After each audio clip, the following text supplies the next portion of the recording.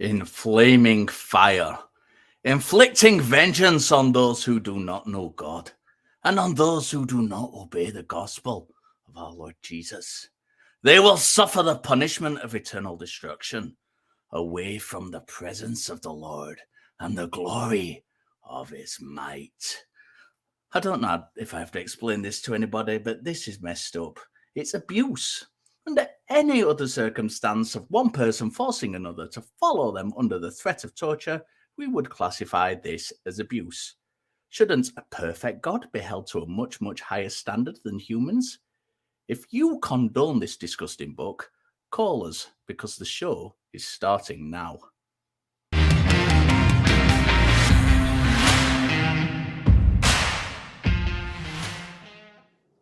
Welcome to Talk Heathen. Today is Sunday, July the 2nd, 2023, and I am your host, Richard Gilliver, and joining me today is Dr. Ben. How are you, Ben? I was having a really good weekend, knowing that it's a long weekend for me with the holiday, but then I saw something on the internet, which we'll get into in a little bit, but I am angry. I'm very angry at people, and you're about to find out why. Yeah, we will get into that shortly. But before we do, a couple of announcements. Talk Heathen is a product of the Atheist Community of Austin, a 501c3 non-profit organization dedicated to the promotion of atheism, critical thinking, secular humanism, and the separation of religion and government. Talk Heathen is a live call-in show, and we have open lines. So get your calls in right now at 512-991-9242 or from your computer at tiny.cc/callth. And of course, we have every week a question of the week. We call this section Talk Heathen to Me. And last week we asked you, God looked down on his creation and so it was blank. So the top three answers were number 3, Rage of Heaven. When God looked down on his creation, he said, oops. I like that one, Ben. What do you think of that? Oh, that's a great one. And if you've seen some of the shorts that I've been part of on this channel, that's how I think God probably would respond to most of the human body and other animals that he's created, because it's pretty messed up. Yeah, absolutely is. Number 2 is Jordan Moore, question of the week. God looked down on his creation and so it was horny. Not so much at my age, but certainly in many, many cases, you younglings, Ben, I'm sure you're horny all the time. Oh, yeah, and people here know that I'm a trans guy, and so I can tell you testosterone does make a difference in how horny you are. So just throwing that out there. And yeah, I'm pretty sure that's why God had to put the restrictions on what you can do with your body, because he knows he made you to be horny, and then it's just like, no, you can't do anything about it. Sorry. Yeah. Number 1 is brain dead. Or maybe not be brain dead, but that is their moniker. When God looked down at his creation, he said the following: 7.8 out of 10. Too much water. Yeah, we've taken a few calls about that one over the years, haven't we, Ben? Yeah, for sure. I like that. They're great answers. I love this section. The prompt for next week is: instead of plagues, God should have sent blank to end Egyptian slavery. Enter your best answer below the video in the comments, and next week we will reveal the top 3 answers. But I want to ask Ben, instead of plagues, God should have sent blank to end Egyptian slavery. What are we going with, Ben? Definitely the correct answer is telemarketers, because you need somebody incessantly calling you from a spam number that you think is important. You pick up the phone and you answer, and it's just something about something you need to buy, or some scam call about your extended warranty or whatever. Like, I'm lumping in the telemarketers with the scam people, and maybe also the MLM Huns could also fit into this. Like, there's nothing more annoying than having somebody like text you that you were friends with like 10 years ago, and they're like, hey, how are things going? I know we haven't talked in like decades, but have you tried essential oils?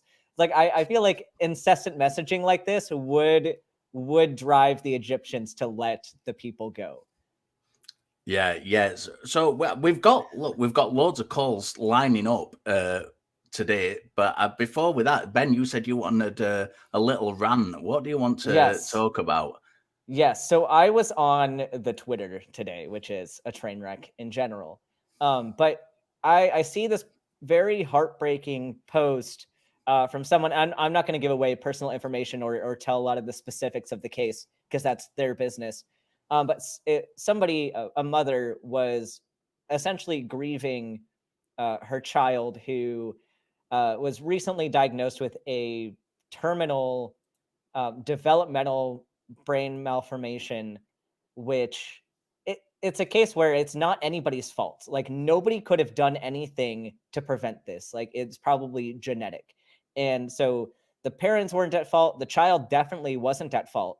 But this baby is suffering and is going to continue to suffer until it dies, probably somewhere between now and age 10. And who knows how long that suffering is going to go on. And so it's this mother saying like how heartbroken she is that she has to watch her child go through this and that the child probably won't make it. And then, of course, you get a Christian commenting, Jesus can heal the child. Nothing is impossible with God. And that is just the most inappropriate thing you could say to somebody who's grieving and who's going through something like that. And that's kind of what prompted the poll today as well, because like, this was nobody's fault that this happened. And nature sucks. Human bodies suck. And sometimes you get errors in development that cause things like this to happen. Like, what kind of deity, like, even if God was going to use this as an example of his healing, why is this child supposed to be like the victim of this in order to demonstrate God's power? And like, we don't even know if God's going to step in. There have been like hundreds of thousands of children with this same condition, and God never stepped in for them. So why is God letting these people go through this, and these parents have to watch their kids go through this and not show up? And then have their people just say, well, but he might show up, so you should just, keep praying about it. It's disgusting that people are like this. So that's my rant for today. Whatever religious or non-religious viewpoint you come from, don't be that person. Like, just don't. That's where I'm going to leave that. It is, and it's a fair point, and it's a fair. I love the bit where you said, God going to have my people. If only it was that easy, where we could have his people reach out to us, and we could actually have some communication with him in some sense or another, rather than just being told, well, it's all in this book, and if you pray and the Spirit descends upon you, then you'll know. Rather than these poor excuses we've got. So if you want to comment on Ben's rant, if you are a religious person and you want to talk to Ben on that subject in particular, as he said, it is the poll question. And you can also talk to us on many, many other things of theism. And that's what we're going to do right now. We've got the first caller who thinks that atheism is a religion. And it is just as damaging, or maybe more so, than the religion that we complain about. And this is Dominic. How are you, Dominic? Yeah, I'm good. How are you? We're good, thank you. You've got a little bit of a crackly line, but we'll do its best and we'll see how we go. What specifically would you like to talk about then? Well, atheism is not really too different from the cultural religions that that you guys complain about, and it is a form of religion in its own. And not only that, atheists do have a God that they do worship, and it's called government, authority, and man's law. Wow. What? Excuse me. Ben, would you like to go first? I have so much.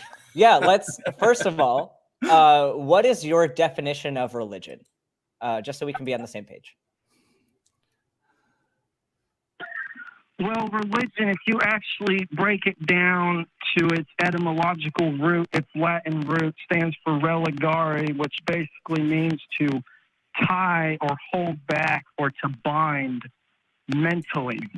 So religion is basically someone has thoughts in their mind that are so precious to them that it blinds them to the truth and what's actually going on in the world, because their thoughts on the way the world works, their religion is all that exists in their mind. So how does atheism meet that definition? Because atheists are like Christians in the sense that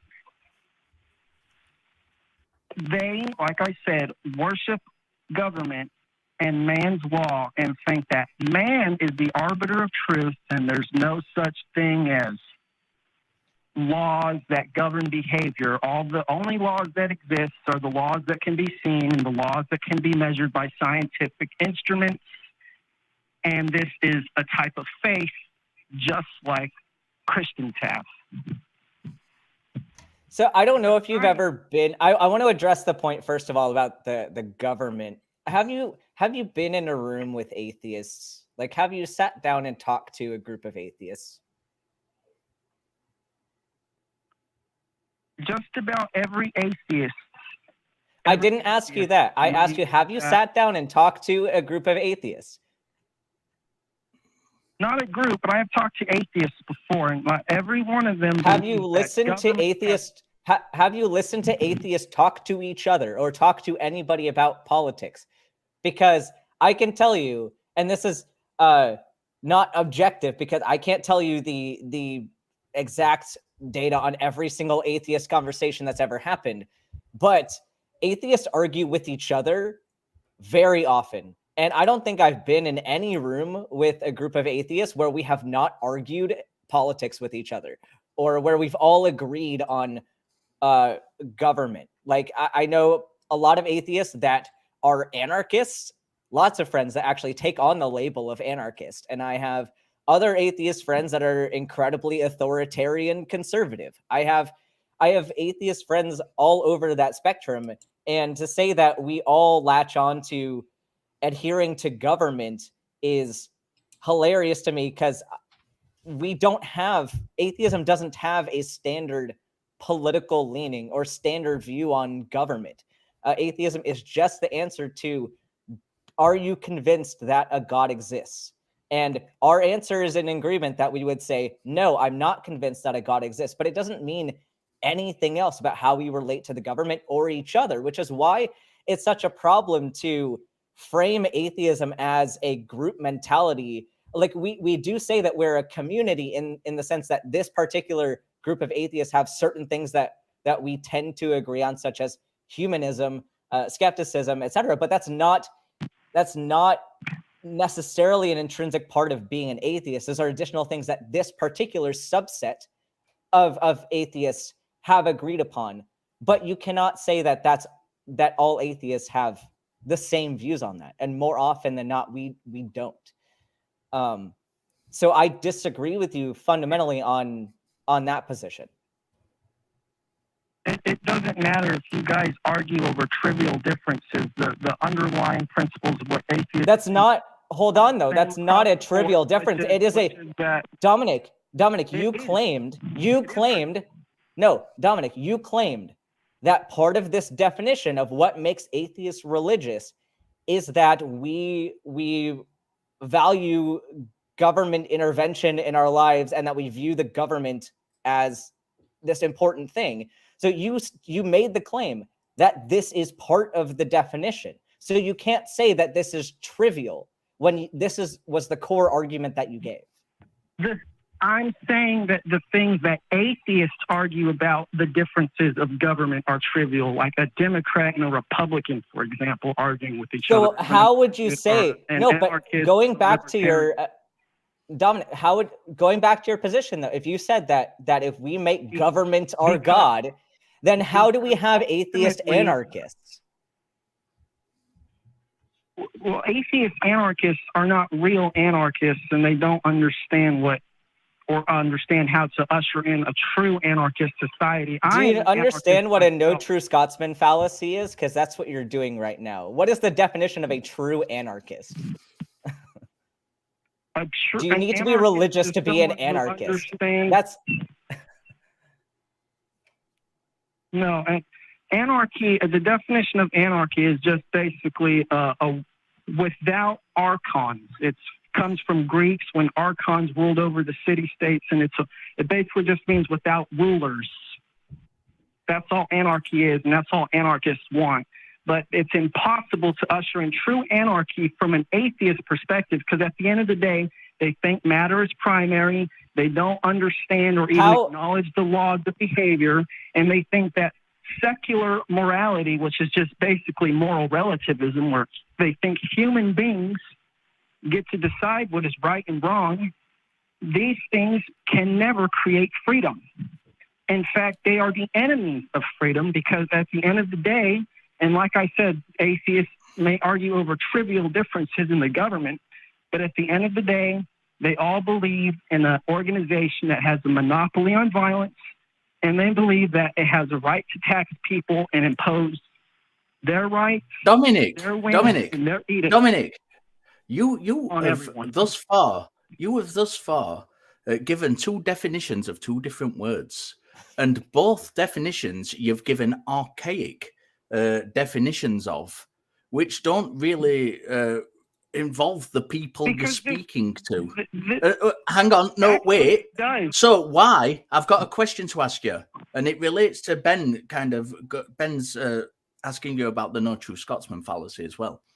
Why are you ignoring so many definitions of words that are applicable to go with a very, very, very small, narrow definition which suits your argument? And then when it's being brought up, I'm asking you a question, sir. I'm asking you a question, and you will be quiet while I ask it, or I will mute you. Why are you using narrow definitions of words that only apply to the argument you are trying to make, and ignoring other definitions of those words, or indeed, in the case of anarchists, saying that they are not true anarchists, and making a logical fallacy to try and back up your argument? I'm asking you a direct question. Why are you using these narrow definitions? They're not narrow definitions. Yes, sir, they are. Yes, sir, they are. The etymological root of the word I was just that doesn't matter what the root of the word is. And they will help. Right, Dominic, that doesn't matter what the root of the word is. I have open in front of me an academic dictionary, the Oxford English Dictionary, which is the academic version of the Oxford Dictionary. It goes into the history and common usage of words. The definition you're trying to give of atheism is tucked away under the fourth definition as subsection B, and is a pursuit, interest, or movement followed with great deviation. Actually, no, you have given your own narrow definition. I am reading anarchism, and I defined religion. I didn't define. No, you didn't. Atheism. What you did. No, you did. You gave a very narrow definition. You did. There are many, many other definitions of atheism. There are many other definitions of atheism. There are many other definitions of religion. That you're accusing me of doing by cherry picking. No, definitions. I'm not cherry picking. What I'm saying is there is more than one definition. I'm not saying this definition is the correct one or this definition is the correct one. I'm pointing out that there is a wide spectrum of definitions, and you are choosing a narrow spectrum to try and make a particular point. Now, you are talking to two atheists, and you can ask us what our personal opinions are, rather than telling us what the definition is that we should adhere to. And that's how conversations work, sir. You don't imprint. Do you support taxation? What has that got to do with anything? There was a motorcycle that just drove by. I asked, okay. Do you support taxation? What has that got to do with the question you asked? What relevance is it? If you support taxation, then you support government. No, that's not necessarily the case, sir. And not all atheists would agree with you. Like I said, there are atheists all over the political spectrum. So even if I fall in a particular place, I am not speaking for everybody who's an atheist. Like, you need to separate out, instead of muddying the waters and combining different groups of people into one definition.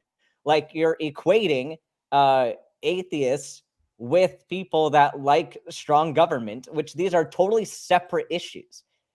And it's like if I said no, like if Dominic, let's say if I made a statement and I said that Christians all like to I don't know, play the guitar, and I just made the claim that these two things were connected. There are a lot of Christians that like to play the guitar, and there are a lot of people that don't. But if I said, okay, well, but all the Christians I know play the guitar, and so I'm going to extrapolate this out and say that Christians actually like all revolve around this guitar playing. Like that, those are two separate things, and they have nothing to do with each other. Playing the guitar has nothing to do with your belief system. Between your example and mine is that your example is trivial and doesn't really matter. You know, the real thing to equate what I said to would be all Christians believe in Jesus as their Lord and Savior. That would be no, they don't. No, they don't. No, they don't. And they don't. But also, Dominic, something else that you're doing here is you're taking, like, your analogy is terrible as well, because you're taking the comparison for Christians and then a core tenet of their beliefs, whereas atheists, like, beyond the God question, there is nothing political that is a core tenet. We don't even have tenets of our belief system. We don't have a belief system to have tenets for. It's just are you convinced God exists or are you not convinced? That is it. That is the only thing that makes an atheist, right? So saying that it's a comparison between saying, well, Christians and then their belief in God, that's not at all the same, because atheism does not have tenets. And I think the problem is, like, you're intentionally framing atheism into a structure that you're familiar with.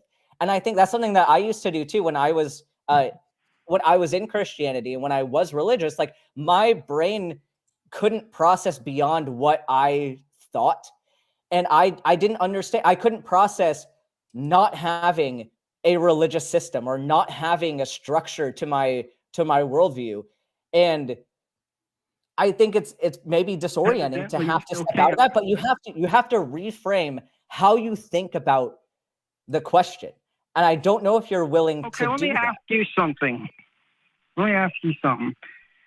Is it true that in general atheist means that one does not believe in a creator or higher power? Would you say that's true? I would say I would kind of be careful with the wording, because there are some people that are atheists that are spiritual, and I don't identify with that group of people. But there are some that would say that there's something supernatural that may have, like, participated in creation of the world that's not a deity. So I think theism is specifically related to a deity, right? And we don't accept a deity.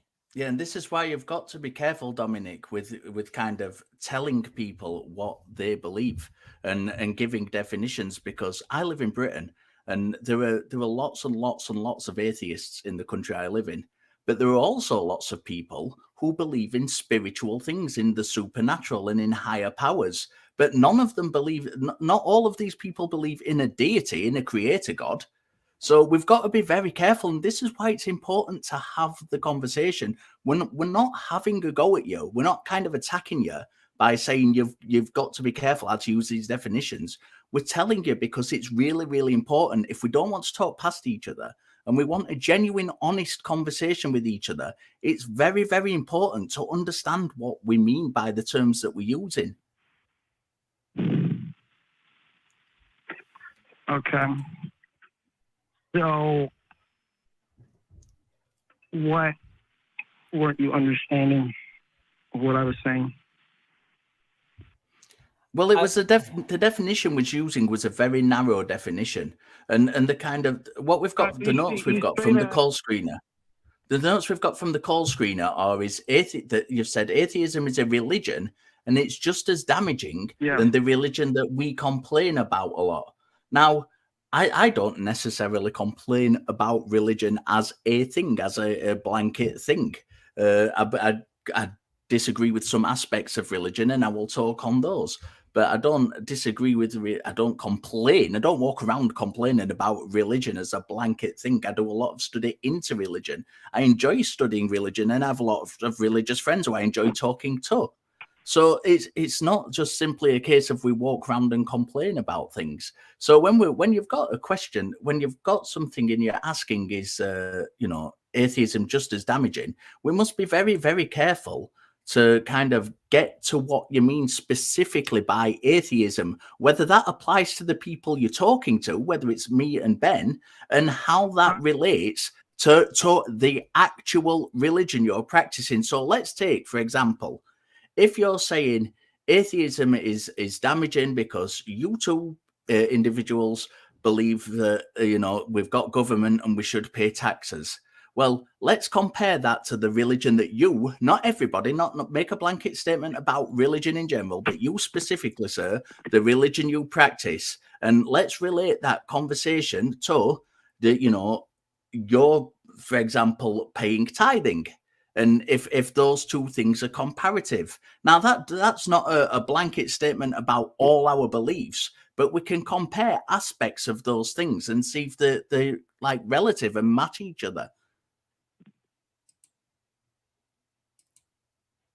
Okay, when I say atheist, I'm talking about someone who generally does not believe in a higher power, that there is no spiritual domain, matter is primary, and essentially the only laws that exist are the ones that are physical laws that we can see or our scientific instruments can detect and measure.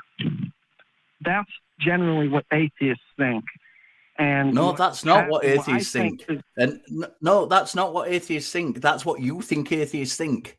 And we have abstract concepts. I'm an atheist. I believe in abstract concepts which aren't necessarily measurable by scientific instruments. That automatically takes me out of your category of atheism. So who is it you're speaking to?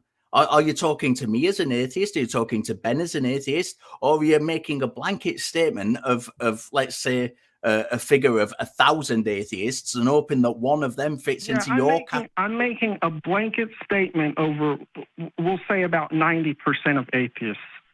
So what convinces you that what convinces you that your statement is 90% of atheists? Where did you get that number from? Oh, I just made it up.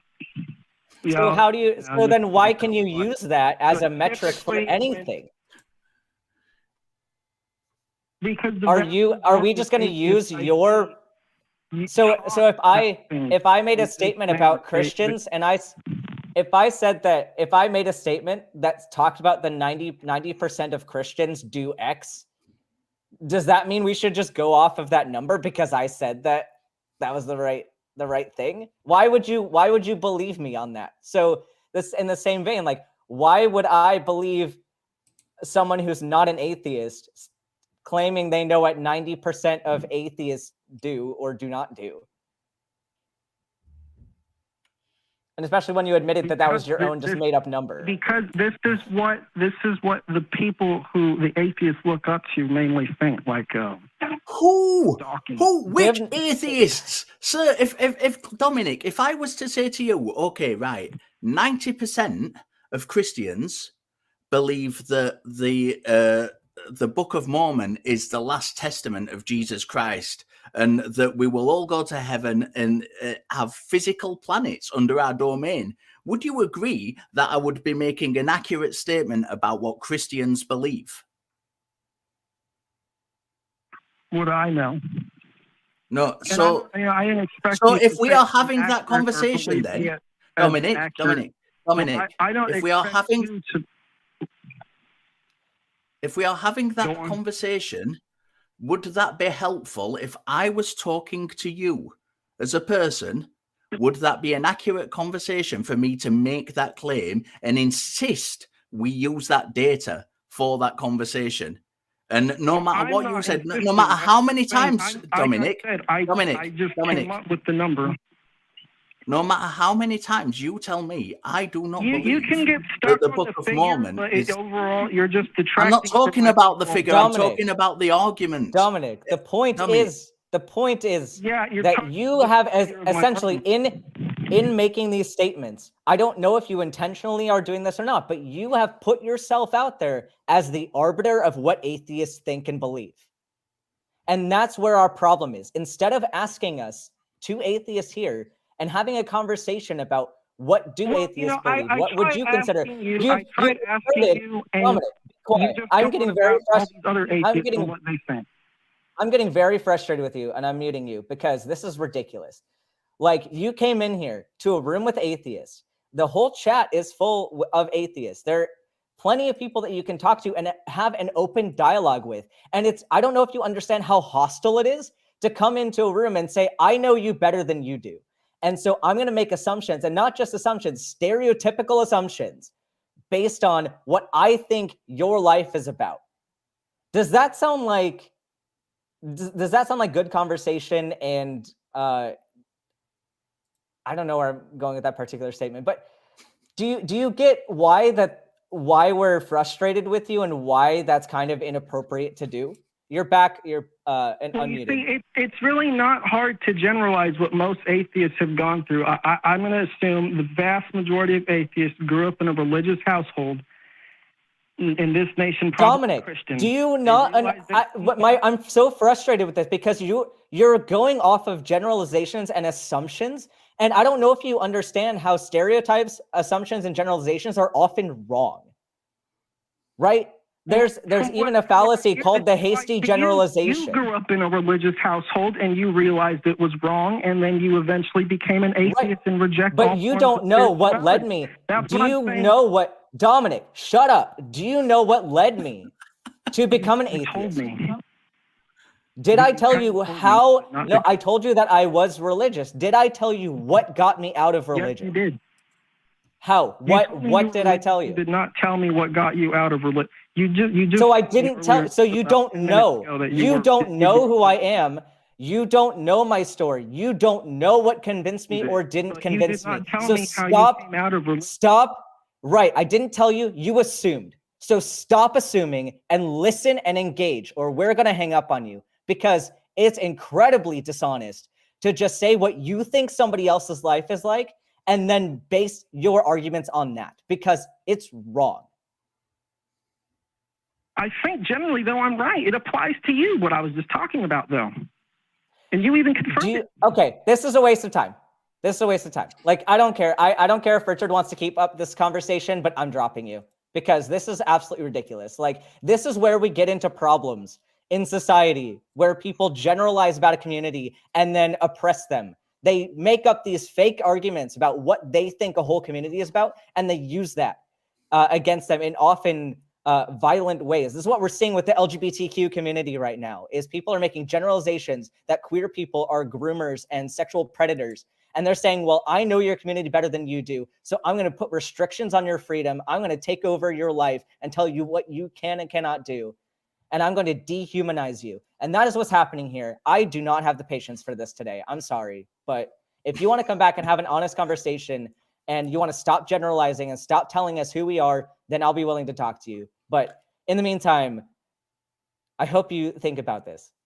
Yeah, Dominic, I don't yell a lot on this show, and this is a rare time.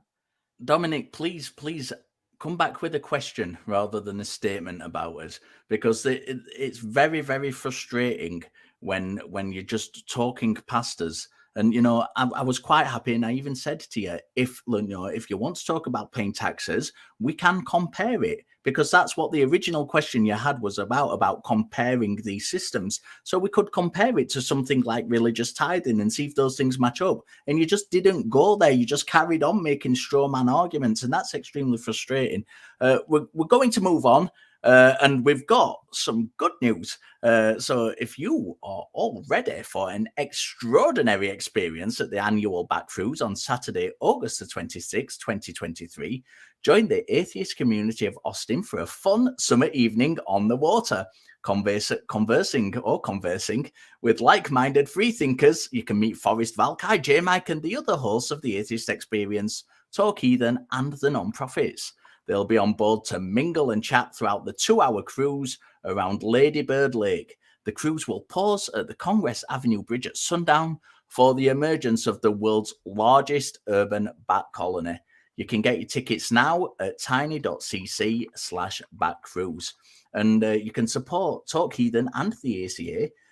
You can get the new limited edition t-shirt. I love this one, by the way. I've ordered this for myself. Science, because the answer never once turned out to be magic ever. You can visit tiny.cc/merchaca to get all that fantastic merch that we have on offer. You can like the video, subscribe to the channel, enable notifications, comment below, and on your favorite caller, which so far is going to be that one.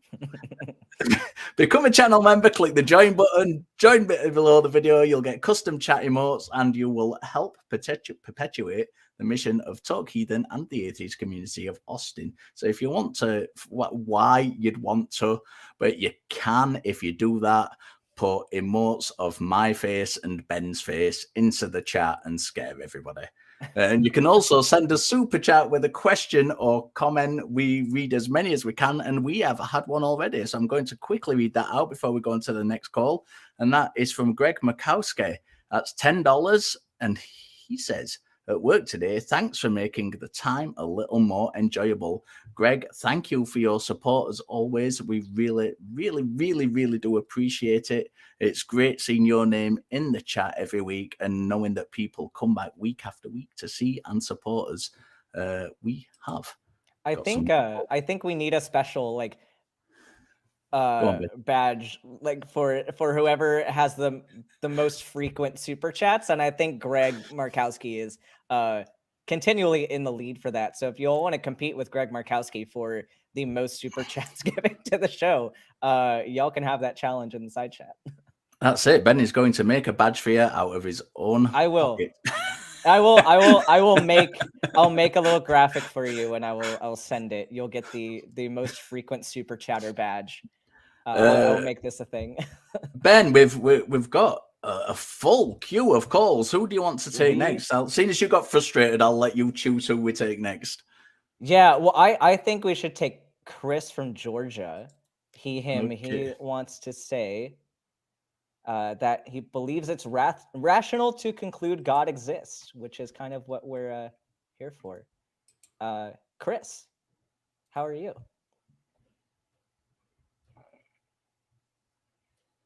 Chris, are you there? Hello? Hello. Hi, can you guys hear me? Yeah, we can hear you. Okay, I guess it's the delay. Yeah, I think it's rational to conclude God exists. I guess a little background about me. I was born and raised Christian. Started to deconvert around the age of maybe 18 or so. Became atheist or agnostic atheist. And then around 2019, I started to, I guess you could say, become like a generalized theist. After doing various research and looking into the origin of life, origin of the universe, that sort of thing. So, I guess I would categorize myself as a sort of a panentheist. So I think that you can reasonably call the universe God, but God is more than the universe, and God is immanent in everything. So I guess that's what I believe in general. Yeah. So, okay, walk us through it then. That's what I was gonna say. Walk us through the rational argument that brings you to that conclusion.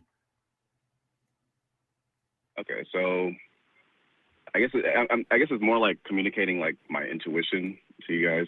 So like, I feel like, if you look at the Big Bang Theory and you look at the idea that all matter, all space and time, everything was within like an infinitely dense sort of singularity at one point. And so you look at us now and you consider the idea that we're conscious, And I guess it's rational to conclude that, perhaps that singularity might have some property akin to consciousness that allows for us to be conscious, or something like that, I guess. So my question to you, I guess, one way to think about my it.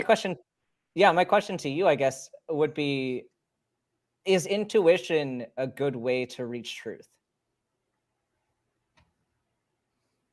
I think it's a way to reach truth. It might not be 100% reliable.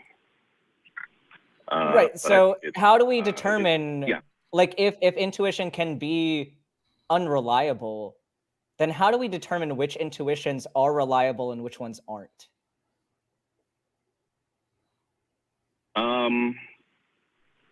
So I mean, if you were to, I guess, try and make like some kind of metric to measure it against like some other method of acquiring truth, you could say like maybe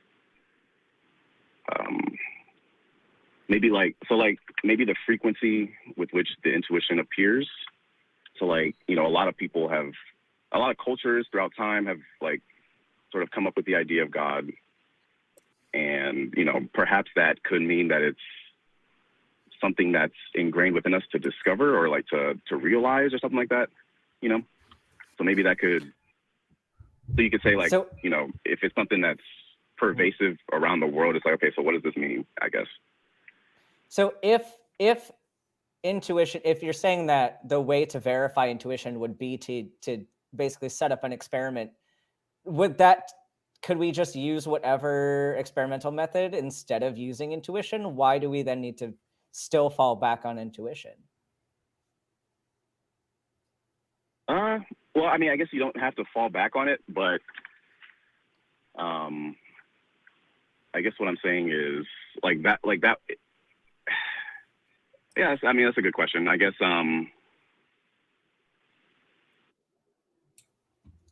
Yeah, this is something for me that I talk a lot about intuition, and because I'm a physician, and there's a certain kind of colloquial term called like clinical intuition, and it's not really intuition, but I talk about this a lot because if we know that intuition is unreliable, we have to figure out kind of how we get to reliable information, because there are certain cases where, like, if you walk into a room and you get, like, if you're a doctor, you walk into a room with a patient who's unconscious, not breathing, etc., and you might explain to somebody, I got this intuition that this person wasn't doing well.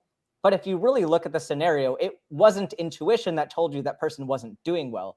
It was the evidence around you that your brain just took in very quickly and synthesized quickly based on experience of knowing that in the past, when I've seen somebody who was unconscious and not breathing, more than likely something was not okay and I needed to intervene. And you see that pattern multiple times, and you get into kind of a comfort zone of I can reliably predict that this is going to be the case next time. It's not really intuition. There was evidence there that was the outcome.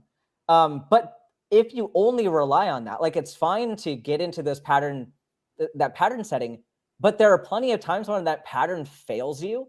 And it's really important to not go back and rely on that pattern or rely on the intuition, even if it ended up being reliable a lot of the time. Because what about the cases where it wasn't? And that's something like, we see this a lot in medicine too, with regard to heart attacks. We have a pretty reliable pattern for males who get heart attacks, but we've noticed we're undiagnosing women with heart attacks because they present differently. So they don't fit our pattern.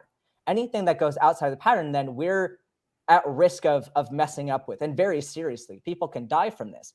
So like, the way I look at intuition is, it's not a way to get to the correct answer, but it's a way to start asking the questions.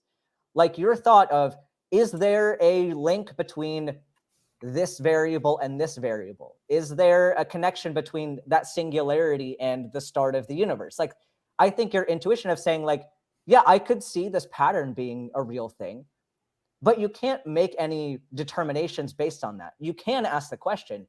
And what I think you need to do, if you're going to be honest, is say, I have the question now. Where do I go? How do I validate this? And so I think you're on the right track. And I'm not saying that we throw out intuition entirely, but I think the difference is how we're using it. And where I would use intuition to say, this is how we start asking the question instead of answering the question. What are your thoughts on that? Or Richard, if you have any particular thoughts? Yeah, I'll just add on quickly before you answer that, if you don't mind, Chris. I've found it very interesting. I've just been listening to you and Ben have this conversation, and I've noticed from the outset of the call, every time you're talking about, you know, God existing in the kind of in this panentheistic way that you're describing it, you're saying it could do. You're not saying it does or there is evidence for it. What you're saying is this could be a possibility. And that, as Ben has just said, just to tag on to what Ben's just said, that's a good thing that you're asking these questions. There seems to be, for me, there's some disconnect because you're asking the right question, but you kind of then you seem to be taking this leap to it does exist. I believe in it, and I'm wondering what that bridge is between these really good questions you're asking and the conclusion you're making. So if you want to respond largely to Ben, but just bear in mind that kind of little add-on I've added. Okay. Yeah, so I have like terrible short-term memory, so I'm going to try to get through it quick. But so to what Ben said about intuition being, I guess, like 100% reliable as far as making conclusions, I think really it's like you're just you're weighing two theories against each other. You're like, okay, like based on the information you have within yourself, you're like, okay, God doesn't exist. So what does that mean? What does that mean about the world? And like you weigh the opposite theory and you say, okay, God does exist, or something like God exists. And so you, like in my head, what I'm doing is I guess my intuition is sort of pointing towards this pantheistic theory. And it's hard to put it into words, I guess, the evidence that surrounds it. But that's essentially what I've done in the last like 4 years. Mm-hmm. Well, but that's my issue, is that I don't think it's enough to just weigh things next to each other and make my own determination on it, because I know I'm not an expert in physics. I'm not an expert in cosmetology. All of that is like way above my head. And like, even if I were to make my own determination on these things, I cannot confidently say that my intuition or my knowledge on the subject is reliable. At most, I can say I don't know. Like, and I think you're, like Richard was saying, I think it's a good framing for you to say it could be a possibility. And I think you can still compare things and compare how likely something is versus another. And I think it's okay to have that thought process. I'm just not ready to be confident and say that even if I personally lean in a direction, that's necessarily going to be true or correct. Like I'm not confident enough to go there. Do you think that you are, or do you think you're taking more of a kind of like backseat position on this and just trying to do the best you can? Like where do you see yourself on that? That's a good question. I think I'm pretty sure, personally. What makes you that confident? So I mean, so yeah, I guess another avenue that I kind of like explored beyond like the Big Bang is like a little quantum mechanics. Like, you know, so I'm not an expert in like any kind of physics, obviously. So what I know is, you know, could be misinterpreted, or it could be a misinterpretation, whatever. But so I guess with that, like, I mean, real quick, but you just said you're not an expert and you might be misinterpreting. So then how does that affect your confidence level? Like you said, you were very confident, but then you say, well, I might have misinterpreted. Oh, yeah, no, you're right. Yeah. So that's just my thing is like, I hear a lot of people go and say that they're very confident in something that they don't really have a lot of study in. And it just, I don't have that ability to be that confident. Maybe because I'm in a field where overconfidence is very, very deadly. And I'm very hesitant if I'm not, and even if I am confident, I'm still worried that I'm going to get it wrong. But it's just maybe it's worth like evaluating why you're this confident, and do you think that you are in a position where you can be that confident? I'm curious, like, what do you think about that? No, so you're right. I mean, there's definitely like a lot more I could read on quantum mechanics or like whatever I'm trying to like use as evidence for one thing or another. Like, I admit that I'm not, fully knowledgeable in these subjects, but it's, I guess you could say like to the extent to which I know about X, Y, and Z, I think X, Y, and Z point to this conclusion. But I'm not sure that's Chris. If I can just jump in quickly, I'm not sure that's what you're doing, because you said you kind of had these, you were weighing these two kind of ideas or these two theories beside each other, that there is no God and that there is. And, we were starting from kind of the beginning with the Big Bang, and that was kind of where you were putting a lot of your scope. And how is it that you kind of, and bear in mind that all the criticisms that Ben has brought up, and you keep saying, well, that's a good point, that's a good point, that's a good point. So where is it? Where is this confidence coming from? Because it seems that, when very simple kind of criticisms to this methodology that you're using is put to you, you seem to be agreeing with the criticisms. So what is it that's kind of making you go beyond those criticisms, other than just simply, well, it might be the case, which is, it feels to me is what you're saying, is that's what that intuition to me is telling me, that you're saying it feels like it might be the case. Well, that's fair enough, and that's a good starting point, but that shouldn't be the conclusion. And it seems you're taking the starting point and making that the conclusion.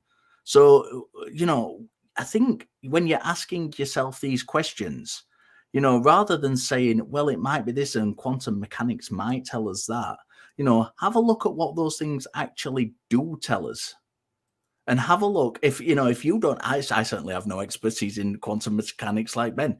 And if you don't, go to the people who do and say to them, people are open. People are open to dialogue. And, if you've got questions about quantum mechanics, you can email professors at universities who study quantum mechanics and ask them questions. And in many cases, they'll respond to you. They do. They get questions like this all the time off people. And, or at least they'll have a fact page somewhere where you can find the answer to these questions and actually look into what it actually says relating to the specific thing you're looking for. And if it doesn't mention anything about God or a consciousness at the start of the universe, then ask yourself, well, why? If this is the thing I'm putting all my stock in, why are all of the answers that I'm getting irrelevant to this? And why are they not coming up with this conclusion? Because I think that's very, very important. And you're great to talk to. You're clearly an honest person who's genuinely just looking into these things. But I think for me, it seems like you're too quick to either jump to the conclusion or to use the question you're asking yourself as the conclusion. And I think you kind of need to do much more of the legwork in the actual methodology before coming to these conclusions. Okay. I think that's a fair fair framing of what I said. But yeah, I mean, so is there anything like about, so I guess a question to both of you guys, is there anything about the Big Bang or like, whatever you know about the Big Bang or like just science in general that leads you to believe there's no God? Like, so I guess what I'm saying is like, there's no 100% proof, but like, I think you guys might also be using intuition to partially come to a No, conclusion. because I'm not starting with a claim at all. I'm starting with I don't know. So there's no need for me to find evidence to prove that there is no God. I'm starting with I don't know, and as evidence comes out, I may or may not change my mind. Yeah, I'm kind of on the same page as Ben. And you know, kind of my field of study is religion. So I've already got a kind of background in lots of, not just Christian or pantheism, but lots and lots of different kind of religious areas. And I've never seen anything that has convinced me. And I'm a lifelong atheist. I've not come out of religion, and I've never seen anything which has convinced me that there is a God.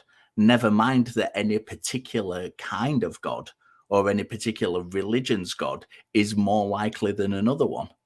And that's kind of where I would start. If, you know, within the work that I do, looking at the things that I look at, if something catches my attention and presents itself as a possibility, then I'm going to be really interested. But I haven't even got that far.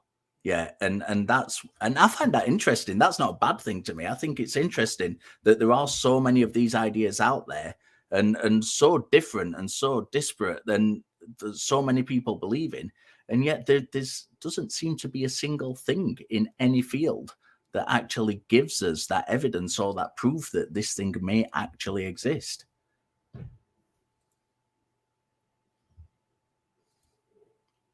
Okay. Well, I guess it's like, I don't know. It's weird to kind of like juggle this idea of God existing in your head. You know, not any particular God, but like just something that created it all. But it's hard to find like physical evidence of it. You know, but it feels so true. It's weird.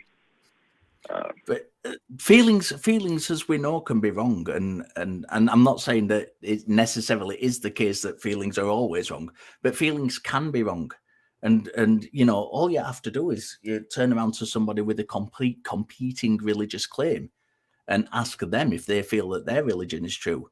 You know, I'm very good friends with a Muslim. He will say he feels that his religion is true. He feels it from deep within inside himself. And you'll get that from lots and lots of different religious backgrounds. Therein, it gives us a really, really big problem with that methodology, that just feeling something, and that even if it's a strong feeling, even if it's a very convincing feeling, that is a poor methodology, because we have so many different people making so many alternative and contradictory claims, and we don't have a yardstick really to put between them and say, well, this one is more likely. When we're talking about intuition and feelings, how do we measure that?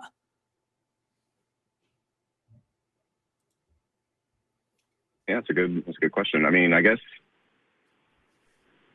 you really just have to. I mean, if you're a panentheist or pantheist or, you know, whatever, a theist, you got to just build a theory or something. And, you know, if it I agree. like, You know, that's test it with, and I'm not, you know, I don't just do kind of empirical kind of evidence stuff. I'm into philosophy. I think proof's a good thing as well. I like set proof, and you know, there doesn't seem to be any. But build an argument if you're talking about a philosophical argument. Build a case if you're talking about empiricism, and you know, and kind of present that. But if you're doing it if you're saying, for me personally, I'm not saying this is me. I'm saying if you are saying, for me personally, my case for God is the stuff at the beginning of the universe, the singularity that formed the Big Bang, where the Big Bang came from. Go to the people who study that and look at their opinions on that matter and see if there's a place for God in there. And see if any of their work suggests that there is a God, and do the work and repeat those experiments. That's how it works. And it's a much better method than I feel this is true, because I feel this is true can give you any answer you want to. Right. Yeah. Yeah. All right. Cool. I guess I'll do a little more reading, and I'll come back to you guys with some more evidence. Yeah, please Thank you. call back. This was a great I got a great question. conversation. Yeah, go on, please. Thank you. I appreciate it. And you guys were great too. But so you guys are both agnostic atheists, or do you guys? I'd call them. I would. Yes, I would take that position. Yeah, so would I. Okay. All right. Cool. All right. Thanks, guys. I'll talk to you guys later. Yeah, thank you, Chris. That was an absolutely brilliant call. It was. First of all, I have residency brain, and I don't sleep anymore. So I know I said I was trying to say cosmology, and I said cosmetology because my brain doesn't work. So I was like, I have to mention that I know that my brain slipped, but because otherwise people are gonna get on my case. But it is funny. It's funny how things happen. I thought you were just inventing a new field of study. I was about to go out rush out. Oh, I was. I'm going to. Yeah. No, I mean the point stands, but I'm not an expert in that. Okay. But it was funny. It was funny. I'm gonna just laugh at my residency brain because it is hilarious. Okay, we're gonna jump to a few more announcements. We've got loads and loads and loads of calls. We want to try and get to as many as we can. You can support us on Patreon by going to tiny.cc/patreonth. We now have a channel that houses all of the ACA shows in audio podcast form. You can visit tiny.cc/AEN podcasts. You can become a part of the Talk Heathen community in our fan run Facebook page at tiny.cc/FBTHG.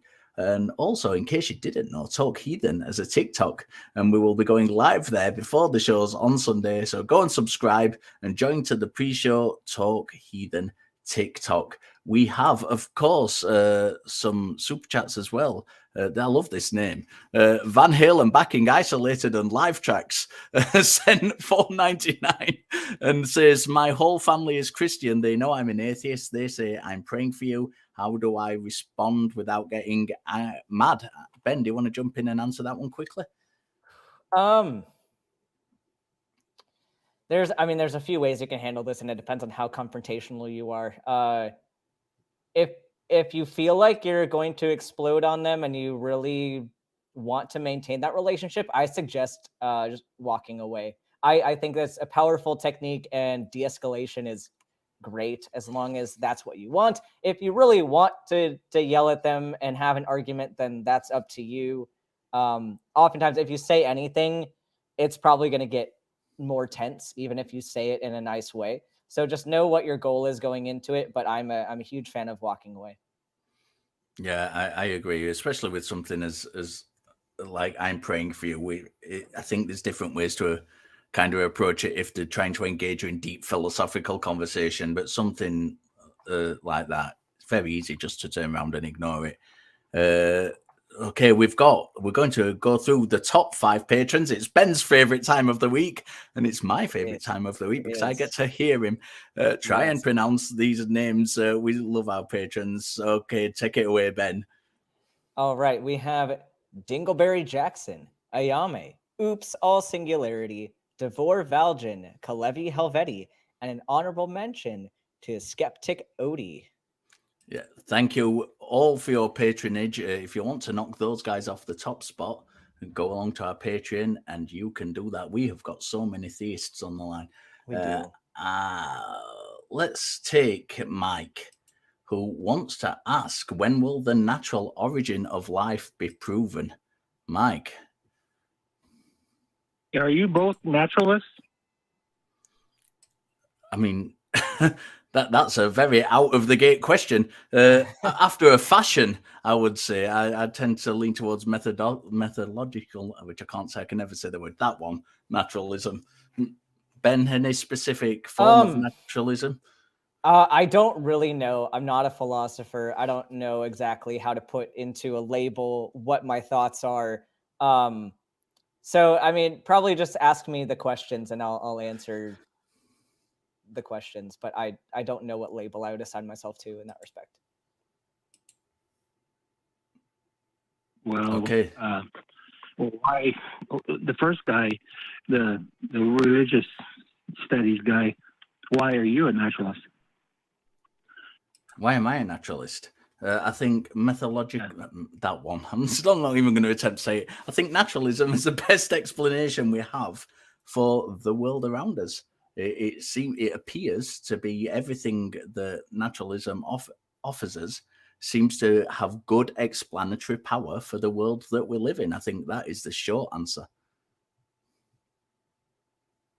Well, there's only basically 6 elements. You can't make 6 elements form a protein, a single protein, but a warm little pond or whatever prebiotic soup did. Okay, so your question says, when will the natural origin of life be proven? And now you seem to be kind of changing the focus of the argument and saying that the natural origin of life cannot be proven. So I'm happy to talk about either, but which one is it that you want to talk about? Do you want to talk about when it will be proven, or do you want to make the statement that it cannot be proven because it cannot occur? Well, it's the same question. No, it's not. It's a very, very different question. It's a very different question. Mike, it's a very, very different question. They are 2 separate questions. If you're making the statement that the natural is, so you're saying that life, okay, you're saying that life, the natural origin of life, will never be proven, right? That's not what I've said. That I'm just stating that they are 2 different questions. We don't currently have an explanation for how life came into being. That's not saying that we won't one day have an explanation for it. It's that the minute we have to say, I don't know, if we're being honest with ourselves. And that's a perfectly legitimate answer to the question. Sorry? Don't use the term ourselves. I mean, I have empirical reasons why it's natural origin of life will not be proven, because it didn't happen. Here's what we do, okay? I mean, my field of study isn't science, but I do kind of know a little bit about scientific methodology. And here's what happens in science. You come up with a hypothesis. You test your hypothesis. If your hypothesis is correct, then that develops into a theory, and it becomes a scientific theory, and it becomes the best explanation we have for that thing. What we don't do is we say, I have an hypothesis. What I'm going to do with that hypothesis is try and prove 1,000,000 different hypotheses wrong and completely ignore the one I have. So I'm going to kind of take the angle, and please correct me if I'm wrong, that you believe that a God created life. So what you do is you start with your hypothesis that God created life, and you then perform experiments to back up that hypothesis, to make it extend to a theory. So it is the best explanation. What naturalism says, if you think your hypothesis is the best one, it is absolutely irrelevant what a naturalist thinks, because you don't have to concern yourself with that. What you have to do is demonstrate that your idea, your hypothesis, is true. And I'm going to get loads of comments in the chat about the way I'm pronouncing hypothesis. Well, my hypothesis is that naturalists can't make the chemical elements do what they claim a warm pond. Mike, that's not Mike. That's not how it works. I've literally just explained it to you. Okay, Mike, don't. Well, yeah, you want to stay away from it because it hurts your point of view. No, it doesn't hurt. Mike, listen. Okay, do not frame this. Do not start talking about somebody else's hypothesis or viewpoint. Like, I want you to answer this question. Say, how do you think? You started with amino acids. How do you think amino acids came together? What is your answer? Intelligent creator. Okay, how? As any creator would do, just like if you painted a painting. You don't know, and so basically what you're telling me is you don't know, but you're saying that somebody with magical powers just like poofed and did it. No, I'm saying that you guys can't prove. You guys can't. You didn't demonstrate. What you claim. But Mike, you didn't give a mechanism or anything. You just said you're in the exact same position that we are. Just say, because my position on like how amino acids came to be is I don't know. I don't know. I know a lot of things about chemistry and science and how molecules react with each other and how different forces act on different atoms and how some might be more ready to bond with other ones because of polarity and things like that. Like I know a lot of the foundations of how we get chemical reactions and things. But if we take that all the way back to the origin of chemicals, I can't tell you that I know how those started. I don't know. But you're in the same position where you don't know either, but you're claiming that you know because you can just God of the gaps something like, well, a creator did it. I don't know how he did it, but he did it. So what information do you have that, no, what information do you have that we don't have? Well, how about Mr. Dawkins? You want me to quote him? No, what we want you to do is give us your hypothesis and present how your hypothesis is supported. That's what we're asking you to do. Both myself and Ben have done that. How is your hypothesis supported? My hypothesis is you cannot make the chemical elements do. That's not a hypothesis. That's not. That is not a hypothesis. Tell us. You carry the burden to tell us what the mechanism is that you believe to have happened. Do you think you have a mechanism of how this happened? Self-assembled into life. That's not my hypothesis. I'm not a biologist. Stop straw manning. Mike, I told you I don't. Mike, shut up. I told you. I have like such little patience today because you will, and the other caller I yelled at today, keep telling us what we believe. And I need you to stop that. And I just want to quickly jump in and stress that I'm not laughing at you, Mike. When I'm laughing at Ben because it's very unlike him to lose his temper. Right, like because it is not evidence for your argument to say, well, these other people are wrong in theirs.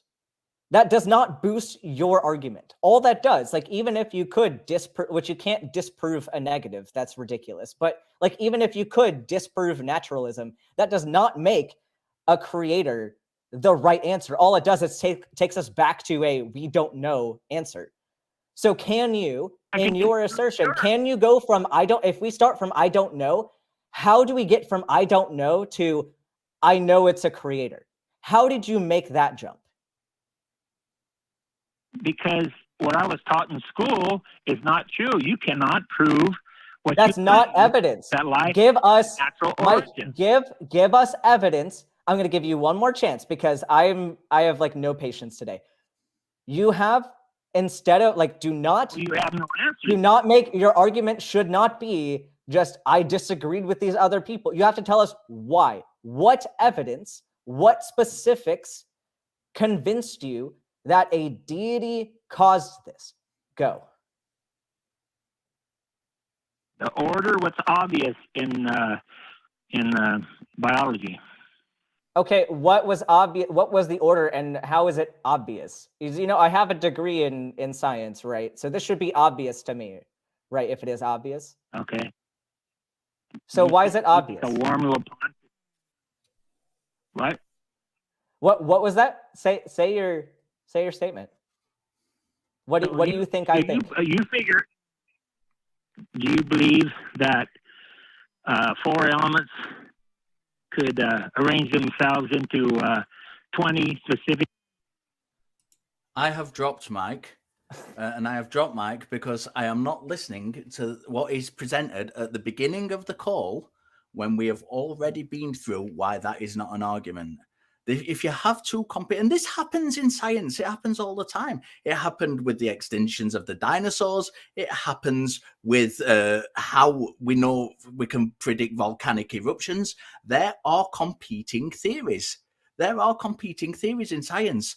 And the way we get to the correct theory is not by concentrating all our effort on the one we don't agree with. It's for presenting the evidence on the hypothesis that we have.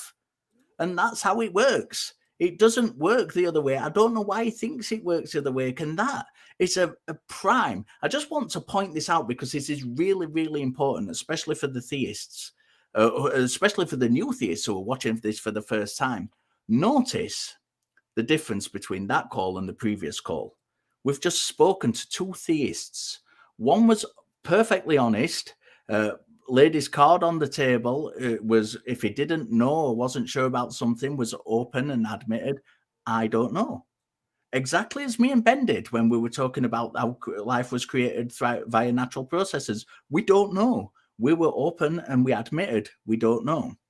Now, take that caller, where he does not appear to have a hypothesis for his own belief.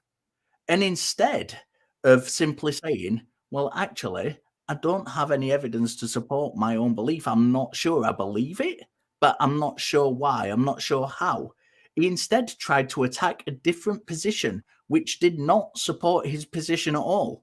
The very, very best Mike could have offered was to say to us, well, yours isn't true. I don't believe yours is true. And I have no evidence for mine. So we're on a level playing field to begin with. And that's exactly what Ben was saying when we start from a beginning of I don't know, and we look at the supporting evidence. I think that's, Ben, do you want any say before we go into another call? I'm going to pick up another call straight away. No, that was just frustrating. Yeah. Let's go with, we have more theists on the line. I want to talk to Josh, who wants to talk about consciousness and how it relates to spirituality. Josh, are you there? Yeah, how's it going? Good, thank you. How are you, sir? I'm doing good. I suppose I want to start by just asking you all, can you just sum up for me in a sentence or two what it is that you believe about the nature of reality? Just because I don't want to make assumptions about your side of the argument. Ben, do you want to go first on this one? Yeah. So I am not convinced that there's anything supernatural involved in this world or this universe. I am not outright saying that there is none. I'm just saying that there's not enough evidence to convince me that that's the case. So Okay. I tend Okay. that's how I'm going to frame my position. Yeah, and I'm going to go with something a bit different, and I'm going to say, I think that there is a reality out there, and let's say it's filled with kind of blips and zips and lots of things we don't understand on whatever level, whether it's a quantum level or whatever. Within that reality arises us, a species who has a shared reality. We've got a shared reality. We see the world different to how an insect sees the world. So as a species, we have a shared reality, and we interpret all those little blips and zips and everything that is out there within our own framework. And we have tools to assess things, and we've developed tools over the years, and those tools relate to our senses and the way we interpret the world.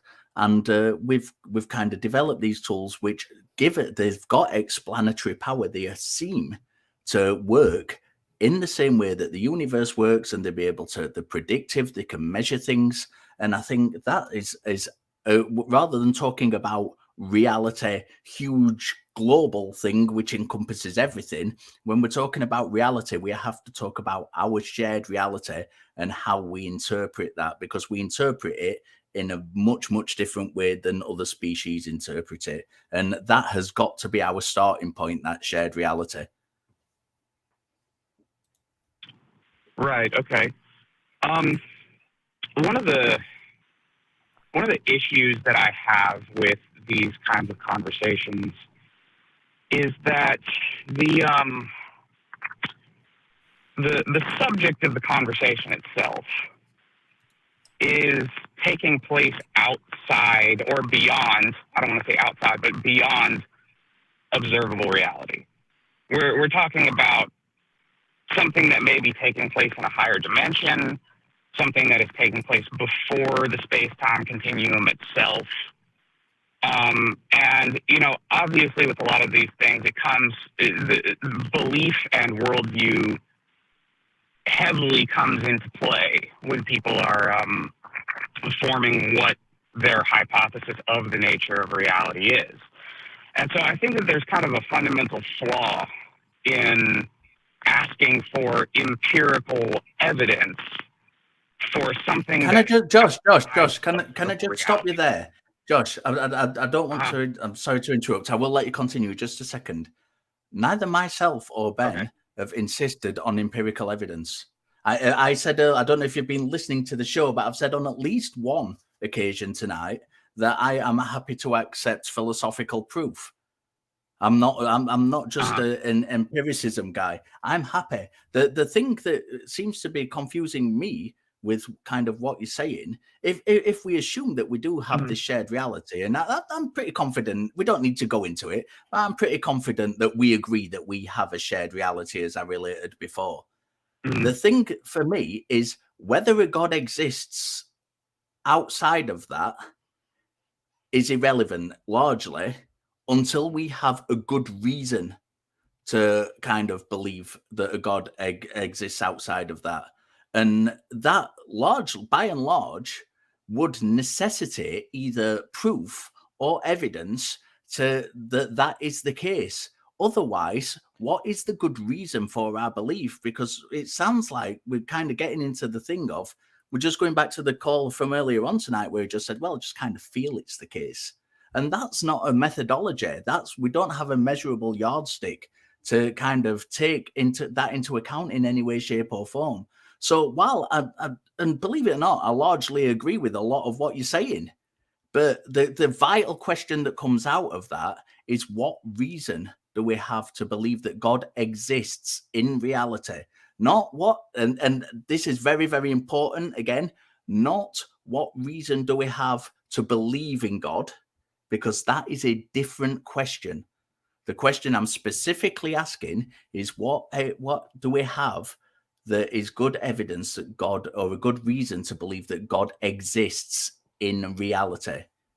Well, and can I jump in here really quick? Like something for me here too. Like you bring up what if God's in a different dimension or a different plane or like something like that. And like honestly, like if there's something supernatural that exists in some other dimension that we don't know about, like I don't really care about the question. That's kind of what I consider to be mental masturbation. Like it's fun to think about and have a thought experiment, but the important thing is, like, even if you believe, and I don't know your exact position on this, so you can correct me in a second if you don't think this. But the issue for me is when people use that argument to say, well, but God's timeless, outside of time, outside of space, all that. So that's why we can't pinpoint where he is or like what he's doing. Like we can't use evidence to prove that he exists. But this deity also intervenes with our reality and has impact. And so that's the thing. Like if you're going to say that there is a deity or some supernatural being that is acting upon our reality, and we see like signs of this, we should, like, that's, even if the God is residing on a different plane, you are making the claim then that there is impact on this reality, and that should be able to be measured. Right? Like, and that's where there's a disconnect. Okay, and that's why this kind of argument makes me think it's a lazy response to say, well, but he's just outside of space and time, so that's why we can't prove him. But if he intervenes with our reality, we should have some way to note that there is intervention happening. Okay, well, so my conception of God is a little bit more rooted in Eastern religions, like things like the Tao, and just sort of the idea of a consciousness that we are capable of participating in. And I don't really like the anthropomorphizing of God to where we're picturing, a man sitting on a cloud with a beard saying, "Let there be light." There's some deity that lives somewhere else that's a supernatural creature that is consciously affecting our reality according to some sort of set of whims or whatever it may be. I think that, that's... So, Josh, does God is very well? Hold on. Hold on. Because I want to address the points before we just add more. And I feel bad that I have to stop you. But here's the thing. Like, I don't want to get too far into more and more claims when we can address this one here. But because this is an important question. Do you think, like, with your perception of what like consciousness or God or whatever term you want to use for it is, do you think that it impacts our reality, or that we have impact on? Do you think that there is a relationship between what we do and what that consciousness is? Like, is there a way for these to impact each other? Yes. Okay, so that should be able to be demonstrated, right? If there is impact, we should be able to see evidence of impact. Well, there is evidence of impact. However, it's not. So give it to us. It's very subjective types of evidence. I mean, if you're talking about a shared reality, then how is it evidence if it's subjective? Like, I mean, I get that you can have some subjective evidence. Hold on, let me reframe that, because there are things that are subjective that can be useful, but they're not useful in isolation. It's useful with other factors as well, like pain. Like I can be in pain, and my pain is subjective, but we can still measure things that would cause me to have pain. Like, so is there, like, because my thought is, like, if these things are interacting with each other, like, how could you have something interacting with something else and then not have demonstrable impact? And I think, like, you can have feelings of impact, but is that what give it to me? What do you think is wrong? The flaw with that is the only way to measure the difference between the impact is to have a control variable. So you would have to measure what reality would be without that impact. Right. So that's not a flaw. That's pointing that no, Josh. But do you not understand? Like, that's a flaw with the claim, because it's unfalsifiable, right? Because if there's not a way for us to determine what this impact is, it's an unfalsifiable claim, so we can't investigate it.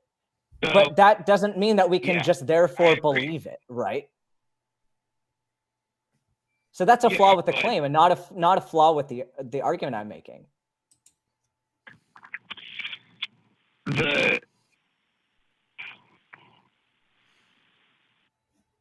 This kind of still goes back to what I said before, that the whole subject of this conversation is not existing within observable physical reality. You're talking about something it's affecting that observable physical reality. Like, there is something that is impacting you in your life, and you're expecting to make changes based on this belief. So, like, if there is, but if there isn't impact, if there isn't something that's impacting the observable physical reality, then why do we care about it? That's where I'm at. Like, if it's not affecting us, then why do we even need to go down that route? And if it is, how can we demonstrate that it's there? I also, I don't agree with the framing that it's something affecting us. I think that we are part of it. So this is what I want to talk about, consciousness. Josh, part of what? Because earlier on, you kind of alluded to Eastern religions and specifically mentioned Tao. Now, Tao, as far as I'm aware, and I might be wrong, I've done a little bit of study into it, but not a great deal, is not a conscious living being. It's supposedly this kind of all enveloping force that is throughout the universe, but it's not conscious. although consciousness can interact with it. But I'm wondering what exactly it is that this God is, and how you're saying, it interacts with us in certain ways, but you don't really seem to be giving us those ways. How first of all, how can we measure that interaction? And secondly, how do we know that that interaction is a conscious thing that we are interacting with? So think about it like this. The more we evolve, the more consciousness we possess, right? So we started as... No, I don't accept that. I don't accept that. Well, you haven't even heard the argument that I'm trying to make. No, but you just made a claim, though, that as we evolve, the more consciousness we get, and I don't accept that at all. I don't accept that there's a more consciousness to even get. Like, I'm very confused. Josh, you're throwing around a lot of words that just, like, they sound nice and they sound profound, but, like, what does any of it mean? Like, how does consciousness get impacted by evolution? Like, I'm very confused. So I'm trying to formulate an argument here. Well, you're trying to formulate an argument, but you started off by saying evolution, as we evolve, we gain more consciousness, right? As if I'm supposed to agree with that before we go on to the rest of the argument. And I don't agree with that. Okay. So let's call that the first premise of your argument. So let's say, can you set your argument out in a syllogistic form? Because that'll allow us to, rather than just you getting upset because we're interrupting you, which we don't want to upset you, we want a conversation. Set your argument out in a syllogistic form and actually let us respond to each part. So let's call that the first part of it. If we say that's the first point, the evolution means that as we evolve, we're getting more conscious, and we disagree with that. So how would you argue against that and substantiate that point? Well, can you explain to me what about that claim you disagree with? I don't know if there's different, like, evolutions of consciousness or ways that consciousness can extend or improve. I don't know. I don't know how to compare different consciousnesses. I don't know how we would demonstrate that. I don't have any reason to believe that consciousness changes with evolution. Right. How are you demonstrating that claim, Josh? How are you demonstrating the consciousness of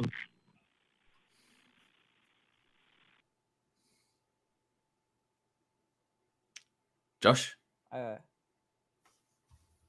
Yes. Yeah. Oh, there he is.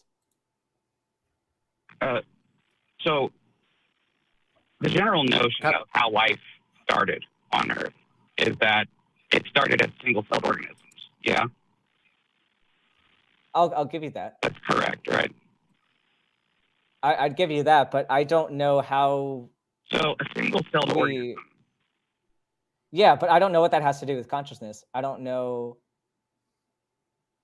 how we would demonstrate consciousness along this path. A single-celled organism has no perception. It has no perceptive awareness from an anatomical sense. So it doesn't have sight or hearing or really a nervous system or memory or the ability to imagine or make predictions or any of these things.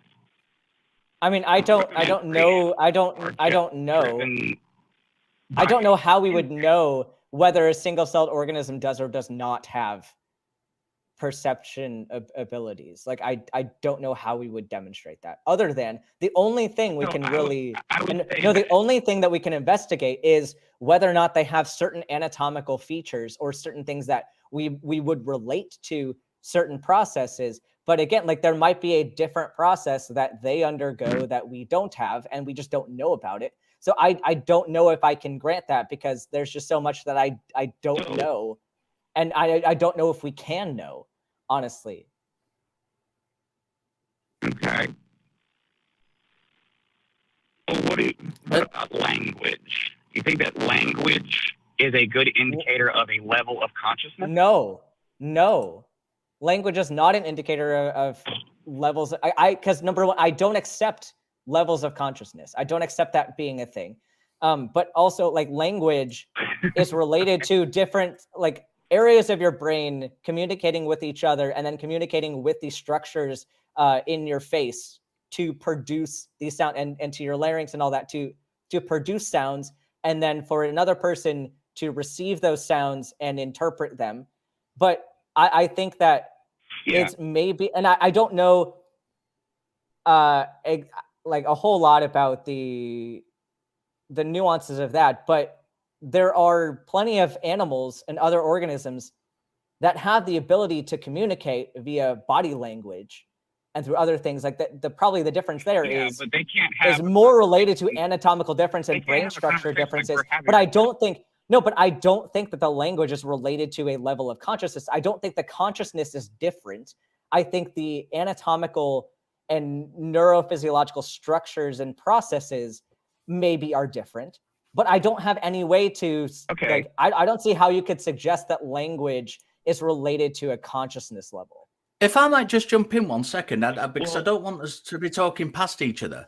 Is your argument, and it might just be a difference in word usage here, so I just want to try and clarify a little bit. Could it be that you're arguing that intelligence has evolved rather than consciousness?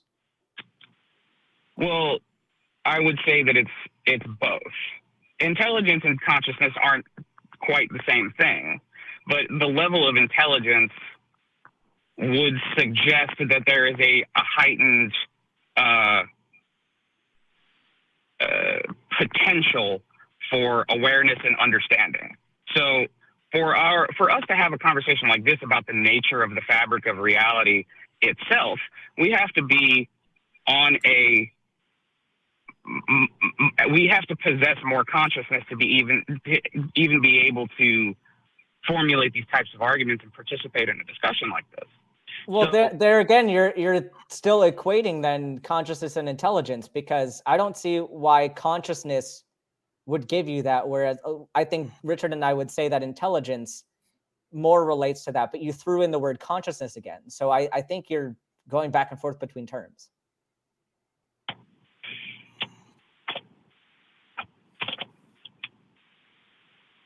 So here's the thing. Yeah, what is the thing? We have these faculties that are generated by our brains, but and a certain level of intelligence allows us to explore a conscious existence more thoroughly. So none of that is even really central to what I'm trying to say. The idea that consciousness is something that we possess, and of course this is not scientific at all. I don't have evidence for it. It's simply a belief. That consciousness is something that we are able to gain rather than something that we are generating. So that's a legitimate conversation to have.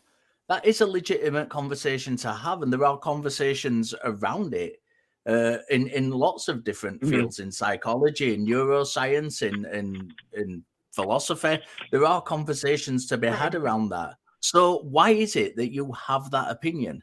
Let's kind of cut to the chase and get to why you have that opinion that consciousness is not necessarily coming from as a byproduct from our brains and nervous system, because I think this is the argument you're trying to make, and is something that could be outside of us that we're interacting with. Yes. Yeah. A couple of things. Well, first of all, we had talked about subjective experience of reality. And this is not something that's measurable, but things like meditation practice.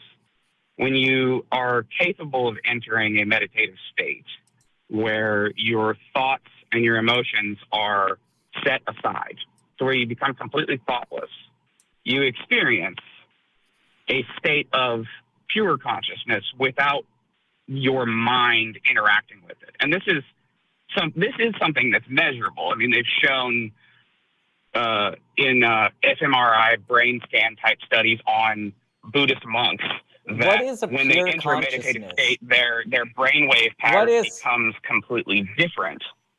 Well, yeah, well, we're talking, if we're looking at a brain in like states of relaxation or states where you're not as aware of the processing that's going on in your brain, like I could accept that. But to say that now equates to a pure consciousness, like you're taking things that are demonstrable in reality and then adding these layers that we can't verify at all and just saying that they're related. And I'm very confused about why you need to add on these extra layers instead of saying, well, hey, we noticed brain changes in people that meditate. Why is that? And like, there's some good questions to be had there. But then you add these like unverifiable layers to it. And I don't even know, like, I'm still confused about what consciousness is, but what is a pure consciousness, or like a level of pure consciousness? That's just meaningless word salad to me.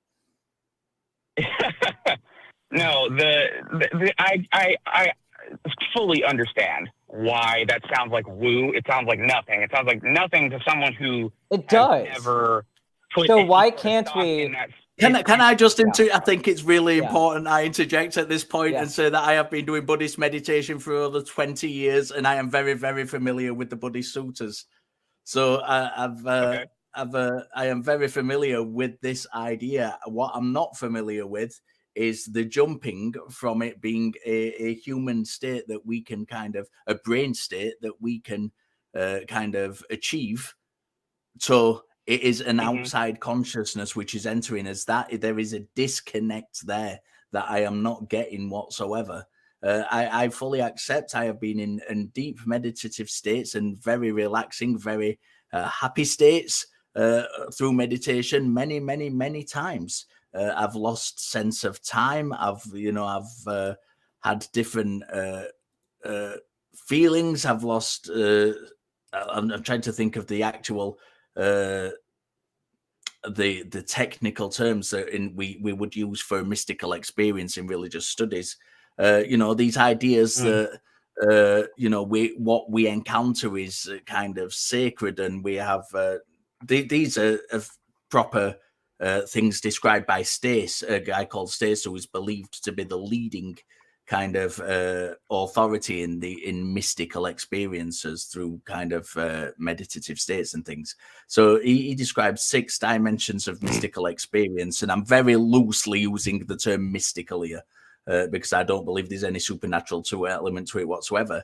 Sacredness which is a sense that is what is encountered is kind of sacred and feels good.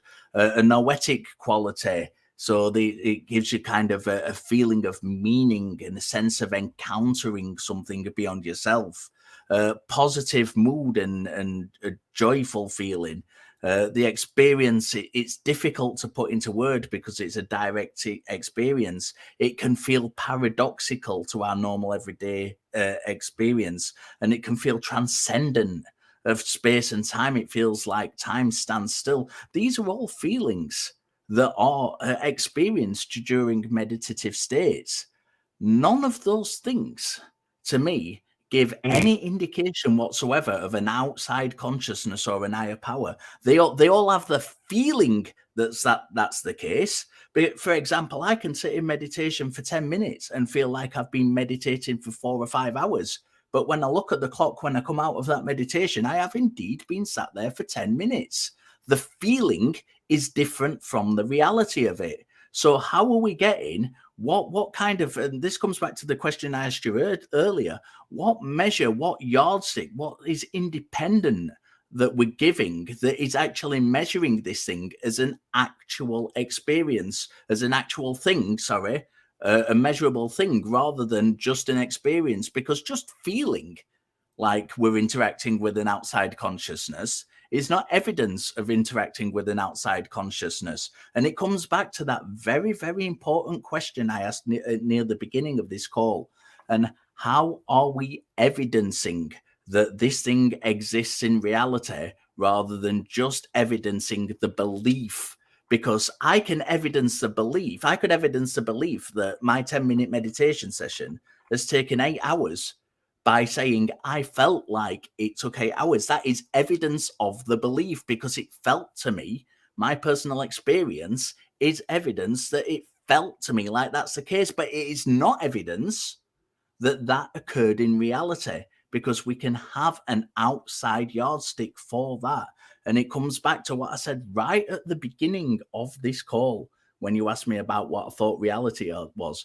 We have a shared reality, and almost every person on this planet agrees with that shared reality. And then there are claims made above and beyond that. How are we measuring those things as being true in reality rather than just being believed to be true? And that's a very, very important distinction.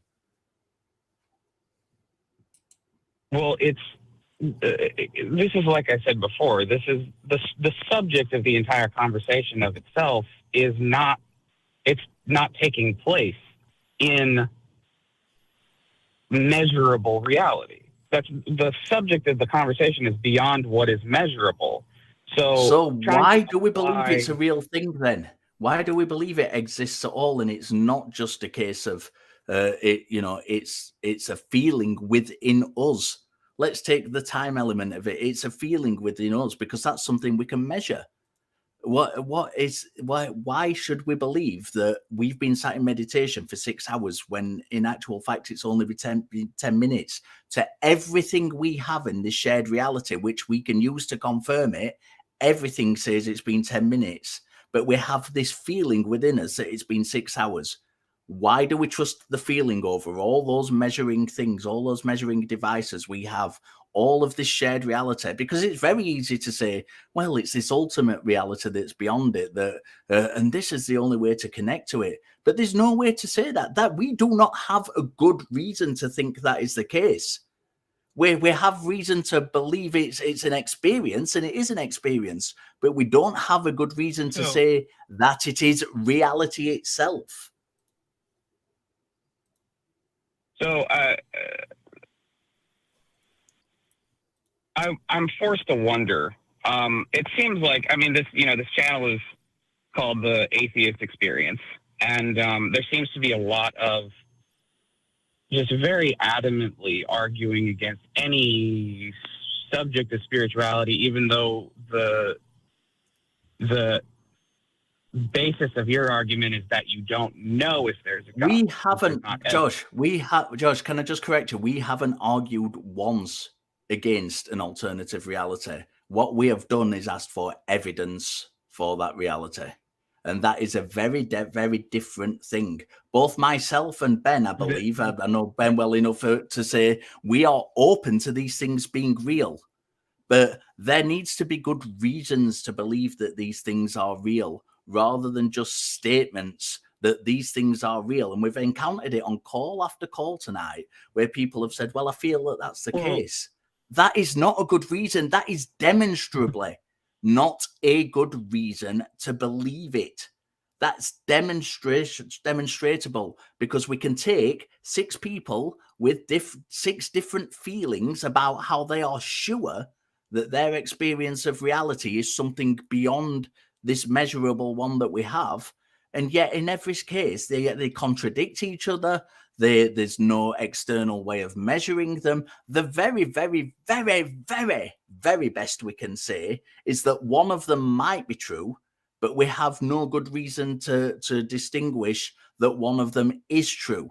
And that's the very best. Anybody who genuinely cares about what is true, that is the very best they can say.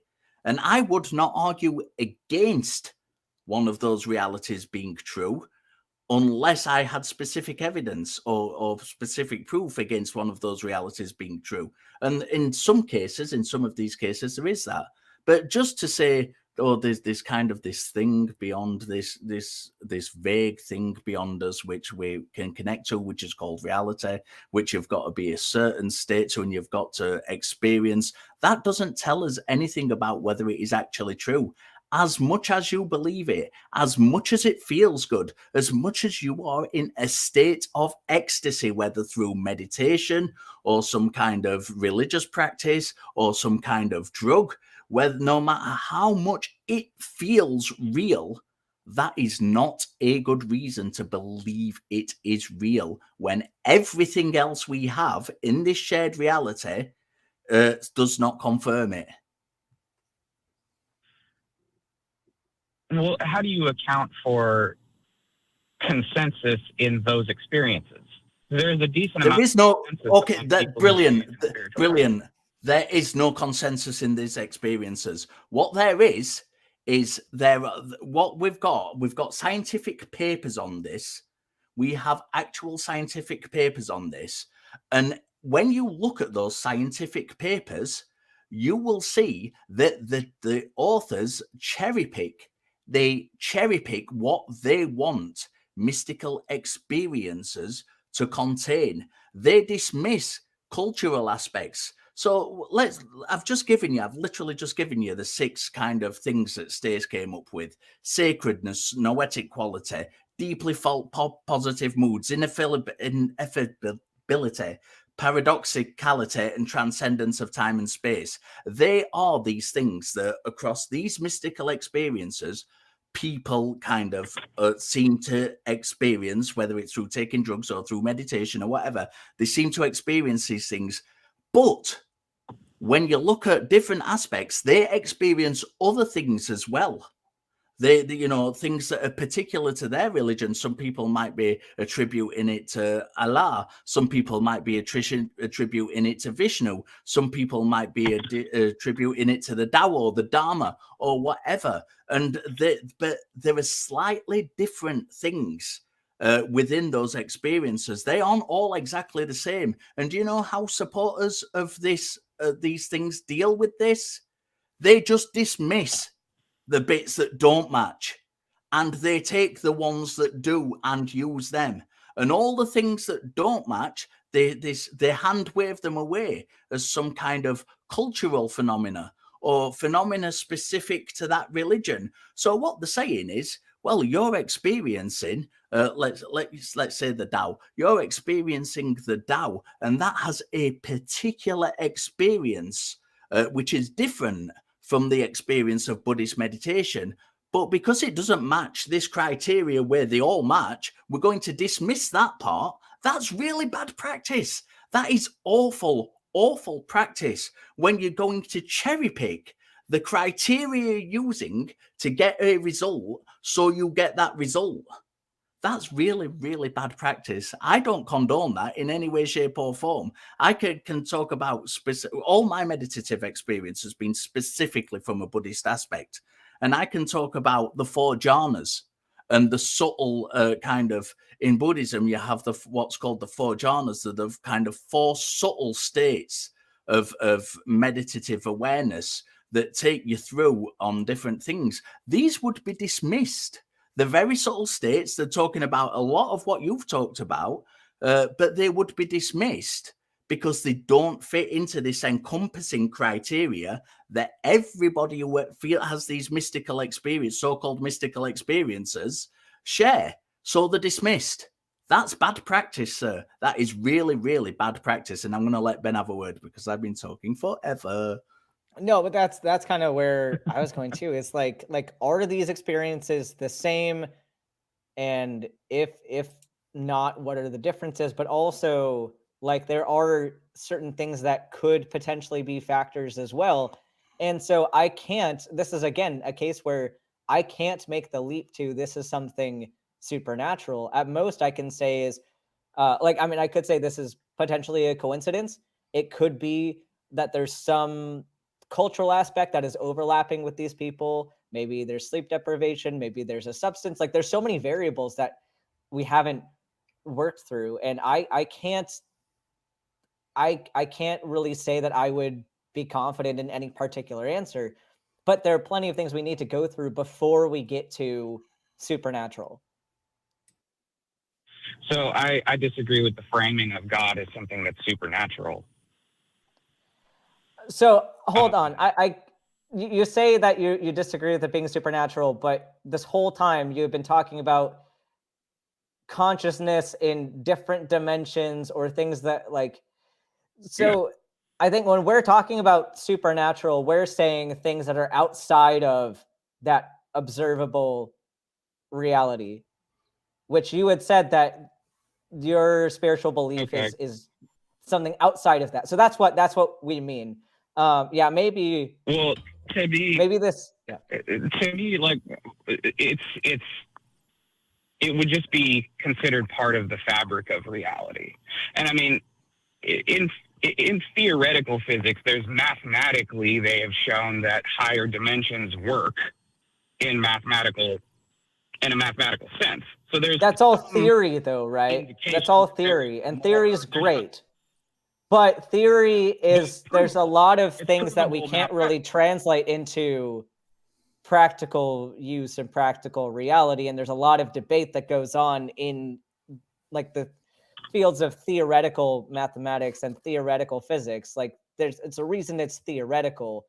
But I think maybe we need to have more conversations in a different call because we've been going for a while. But I here's what my problem with a lot of this argument is. Like there's a lot of flowery and kind of wishy-washy definitions, and we'll try to go down a certain path, and then you'll take it somewhere kind of completely different but kind of the same, and then add some other terms that aren't really related. And like there's just a lot going on, and I think maybe next time we talk we need to like break it down into smaller components and address things individually, because like it, at least from my perspective, it's been this ride of just like adding more and more layers to this thing and not really addressing any of them. Yeah, and if I can just add on to that, Josh, before we let you go, if you can, if you call back again, please do call back again, because I have genuinely enjoyed this conversation. This is right up my alley, and I don't get to talk about this stuff very often. If you do call back again, please try and form a syllogistic argument so we can address each point by point, rather than kind of going down these rabbit trails. It makes it much easier to have these conversations. I'm going to let you go, Josh. Thank you very much for your call. I genuinely enjoyed that. I'm going to quick couple of more announcements. We have still got plenty of calls to take, and we are going to take a few more before we go. So the ACA wants you to know what is going on in our community, and for that, we have an updated website. Head to www.atheist-community.org, where you can learn about the organization itself, its policies, and how you can get involved. And we want to hear from you. We want to know what you like, what you thought was effective, and more importantly, what you thought we could do better. Email us at tv@atheist-community.org and let us know. And people do email us, and I've had an email from someone who's actually in the call queue. And I hope we can get to that call. And is a previous caller, and is emailed me to talk to myself and SR, and just to thank us about the advice we gave him. So hopefully we'll get a chance to talk to him again tonight. But yeah, feel free to email us. We really do appreciate it. So we are going to jump into calls. We are aware of time. Ben, is there anything you fancy on that call list? Yeah, I'm curious about this person that wants to correct me. Okay, well, bring up Morgan. She, her from New York. What was I wrong about? Hello? Hi. I guess there was the issue of I guess what the fundies' hatred of LGBT people. They want to make LGBT illegal and to aggressively enforce it, and you obviously put LGBT people in prison on large scales for it. Yeah. So what did I get wrong? Hello? Hi. Yeah. Can you hear me? I can hear you. What did I get wrong? Said you wanted to correct me. Yeah, well, the fundies' intentions with respect to LGBT people. I was Yeah, what did I get wrong about it? I don't think I said anything about them fundies like not wanting to make it illegal. I frequently discuss these issues on other shows, and a lot of my work is related to trans rights and the things going on with the trans community right now. But I don't think I said anything that was against the point that you're making. I'm confused about what the correction is. The correction made it sound more like the issue was hate crimes and I guess just forms of discrimination. Well, no, I'm not saying that that's the only issue, but it is an issue. I wasn't at all saying that that's the only issue impacting the community, but that is an issue and it is a tactic that is used. So that's what I was saying. Okay. Well, that's anything else? I guess the major thing I wanted to make sure was included. So thanks again. Yeah, right, no problem, thanks for your Morgan. call. Thank you very much. Appreciate the call. Ben, do you want to take the next one? Yeah, let's take Bill from California. Let's I talk was about- looking, my eyes were I was drawn like, to that I as know well. you want to talk about that one too, so let's do it. Bill, welcome to the show. How are you? Oh, thank you. I'm fine, and good afternoon, guys. And I just wanted to congratulate Ben from going from student Dr. Ben to just Dr. Ben. Good job. That's Oh, thanks. Yeah, you all can probably tell that I Yeah. have not. I don't sleep anymore, and chat is loving it right now. I also wanted to thank you real briefly just for that explanation you did on on the difference between I can't remember what it was so long ago, but basically you drew a distinction between instincts and actually knowing things because you have experience and stuff like that. I thought that was a very, very well explained. And then I'm my glad that point, of helped course, is I'm sorry. Oh, I was just saying, Oh, I'm glad yeah. that helped you. I'm glad you liked that. No, that was neat. I thought you did you elucidated that point very well. Of course, what I'm talking about is I don't know if you guys are familiar with this interesting article. There's a journal it's an online journal called the Journal of Controversial Ideas, which was started by the ethicist Peter Singer, and they I'm a little nervous and I apologize for that. No, it's fine. This is called the Afterlife Dilemma, and the reason I really got into it is because I'm not an academic. I don't write papers. I'm not affiliated with college. But this gentleman that wrote this is, and he came up with an argument that I came up with this years ago too, but I'm not in a position to articulate these things interestingly. But basically, the afterlife dilemma is this: if you've got Christians who are against abortion, okay, then you're faced with a dilemma, and the dilemma is this: there exists a morally perfect, all-knowing, and all-powerful God who created the universe. Restricting abortions ought to be the top social political priority, and embryos and fetuses that die either go to hell for eternity or they go to heaven for eternity. And the gentleman, it's a long argument, it's 20 pages, but basically in a nutshell, it's this. If you believe that all aborted fetuses or even like miscarriages and things like that, if you believe all those unborn fetuses go to hell after they're aborted, then you really don't have a morally perfect, all-knowing, all-powerful God who you should waste your time on because he's a monster. And then if the other situation, if you believe that aborted fetuses all go just to heaven, then perhaps you're wasting your resources. That's probably not such a bad thing. And maybe you should concern yourself with other things. Like, from the Christian point of view, one of those other things might be, well, there are a lot of people that are living that could go to hell. And maybe you should, go after those people and not concern yourself so much with aborted fetuses that are going up to heaven. And use your resources in that way, and then maybe just leave the whole thing alone. And I just wondered your thoughts on this, or if you'd even heard of this article. Ben, do you want to go first? You can go first, Richard, because Okay, I know you really wanted to. I wouldn't even. To me, I've not read the article. I'm not familiar with the journal.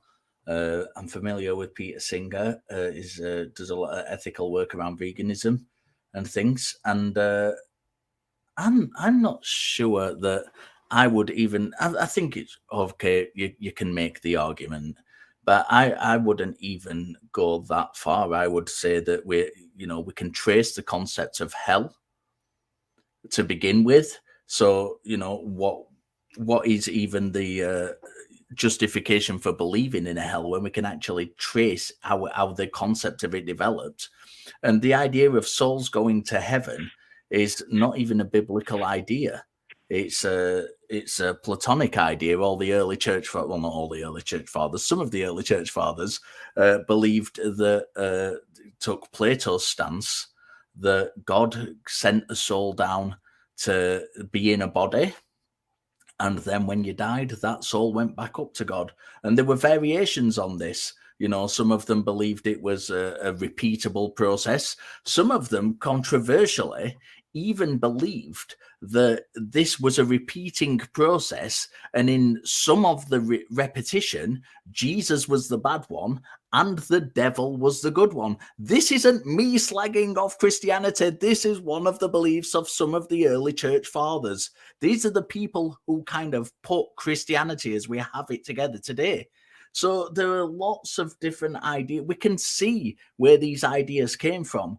My argument wouldn't be, well, if God is evil, he did this, and that he has no justification for doing that.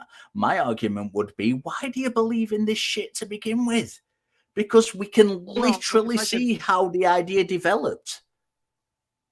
Well, if I may, the whole, for me, I don't even need this argument either, because the whole idea of hell, for me, the idea of hell disproves God anyway. I think it's revolting, and I'm one of the things that I'm particularly insulted by with Christians who kind of hold this belief. They kind of think of hell. They couldn't understand what they're talking about when they say that people are going to hell, and in some cases that's a good thing. They can't understand what they mean by that, because you're talking about conscious torment for all of eternity. And that to me is just disgusting, and it calls to mind that the movie Schindler's List, where the train is going off with the Jews and they're going to kill all the Jews, and they zoom in on this little kid who takes his finger and draws it across his throat, because the kid has no idea what he's talking. He has no idea what's going on either, and he's just going off kind of the mob rule there. But I just think for me this particular argument. I'm more of an autonomy person in terms of abortion. I think abortion should be, up to the woman, and the woman takes precedence. She's the one that's having the kid. It's not the other way around. The baby doesn't have the mother. It's the mother has a baby, and she has the right to her own body and things like that. But I do think this is an interesting argument that I think Christians should at least contend with. I think they should look at this and see where that argument leads them. Anyway, go ahead. Yeah, just a quick correction there. As rather than saying woman, I'd kind of say person with a uterus, because not all pregnant people are women. That's fair. But other than that, I think I think we're on the same page. I think we're on the same page on a lot of this, and the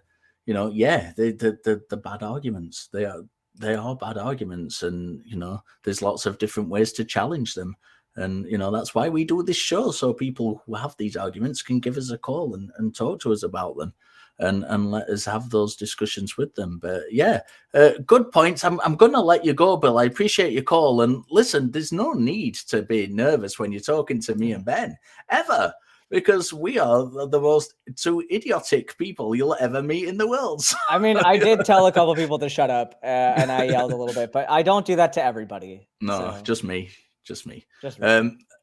We're quickly. I'm going to take another call after this. I don't know how many we've got time for left. I'm trying to kind of race against the crew. If you happen to be in the Austin area on July the 30th, 2023, then please consider joining us for the live broadcast of Talk Heathen and the Atheist Experience.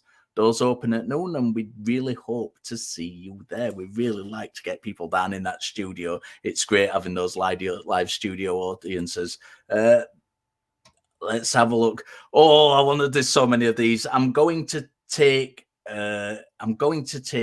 Gabe, because Gabe has been waiting, and Gabe is the guy who emailed us. So I want to quickly talk to Gabe, but there is a couple of the other calls I do want to get to if we have time.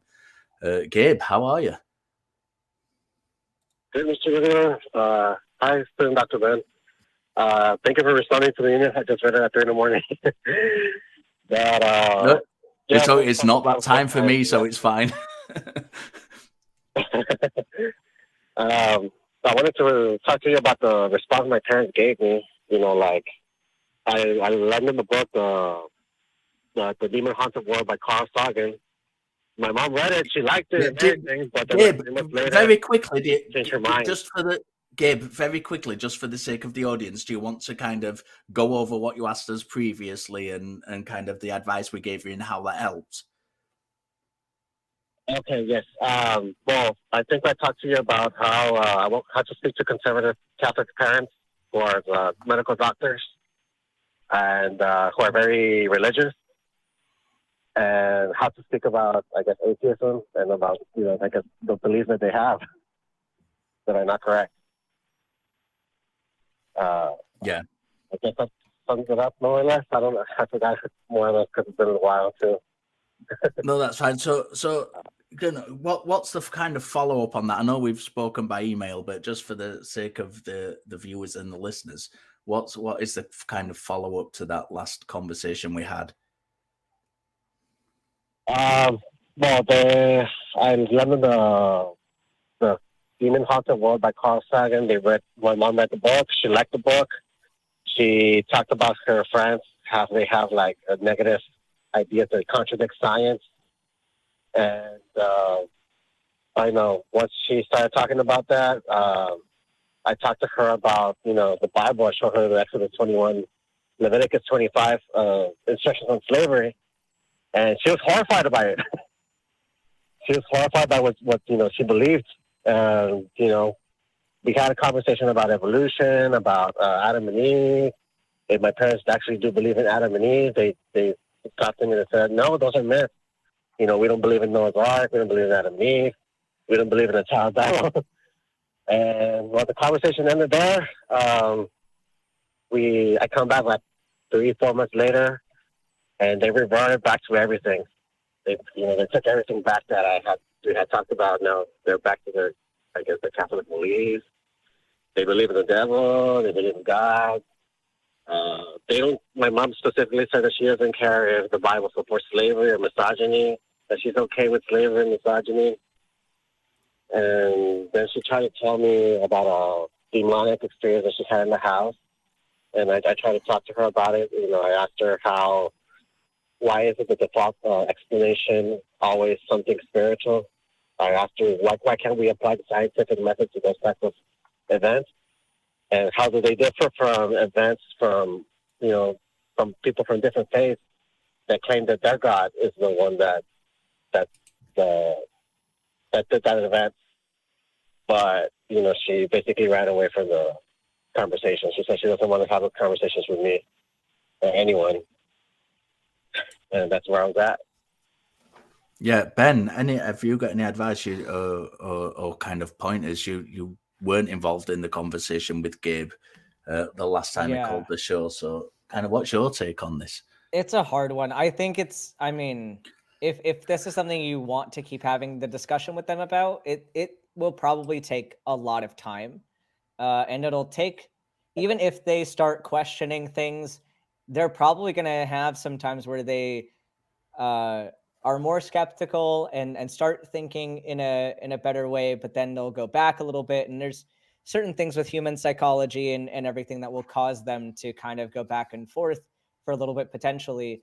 But I don't think, I don't want you, number one, to think that it's your fault, whatever result happens. Because you can't control what another person is thinking or where they're going to go. Like, that's their responsibility for what their brain does. So even if you had the perfect conversation with them, it still might not convince them. And that's just, you have to accept that, number one, as it's not an issue with you. It is not your fault. It is not that you did something wrong. Like, maybe, sure, there might be ways that you could change how you frame things or whatever, but like ultimately it's not your fault that they weren't convinced. But two, like, it is going to be a process for everybody, and it's going to take a lot of patience on your part to maybe continue having those conversations, or if that's too much, like, it is okay to set boundaries and walk away and not engage further. Because another thing too is, I know for my family would not be convinced by me giving them the conversation. Like, I just know for a fact there's bias in there with my family that they would not be receptive to me telling them. And so maybe somebody else needs to be the one to talk to them. Maybe there's other variables that need to play into this, but like, there isn't a formula I can give you for like, this is going to work, or like, this isn't going to work. If you want to continue that conversation, like, and you have the mental energy for it and the emotional energy to do it, then like, go ahead. You can keep trying to have those conversations, keep engaging in a street epistemology type style that's gentle and allowing them to evaluate their own thought process. But don't think that you are obligated to do that. Don't think that you need to take full responsibility for that situation, and know that you can walk away at any time. So I guess that's my 2 cents on that. Okay, I had a question since I know you're a medical doctor, Dr. Ben. As long as it's not a medical question about you, because I cannot give medical advice on this show. But okay, well, it's because I don't know if it's something like psychological, because my parents are medical doctors, and well, they said they agreed on it like when I first talked to them, but then they reversed. They did a complete 180 like 3 months later. Well, there's probably some bias. There's probably some bias in that equation, and that's where I'm saying, like, they might be kind of switching back and forth between certain viewpoints, and like, evaluating your own thought process is very difficult. Self-awareness is very difficult, and I think, like, we have the desire, just like as humans, to, when we're confronted with being uncomfortable with the conversation or being uncomfortable with the dissonance, which I kind of think that dissonance is a good thing, because it helps you, as long as you use it well and you look at the dissonance and say, I'm going to evaluate this because something's not consistent. But the natural reaction is to just backpedal and not face the issue again, because it is uncomfortable. And so I don't think that, like, they're doing anything outside. I mean, I don't know the conversation, but I don't think they're doing anything outside of what is normal for humans to do in that situation. And it might just be that that's how they're confronting it. And like, it probably is, like, when we look at different coping mechanisms, there are some immature ones and mature ones. And I think, like, whether this falls into certain categories of bias and certain categories of coping mechanisms, I don't know, because I don't know the conversation. But, like, don't be discouraged by the fact that they've backtracked. Like, that's not an indication of you, and it might not even be an indication of where they're going. This might just be them needing to address certain things, and they might overcome that, or they might not. And I can't tell you either way how it's going to work. But okay, that's very useful information. Thank you.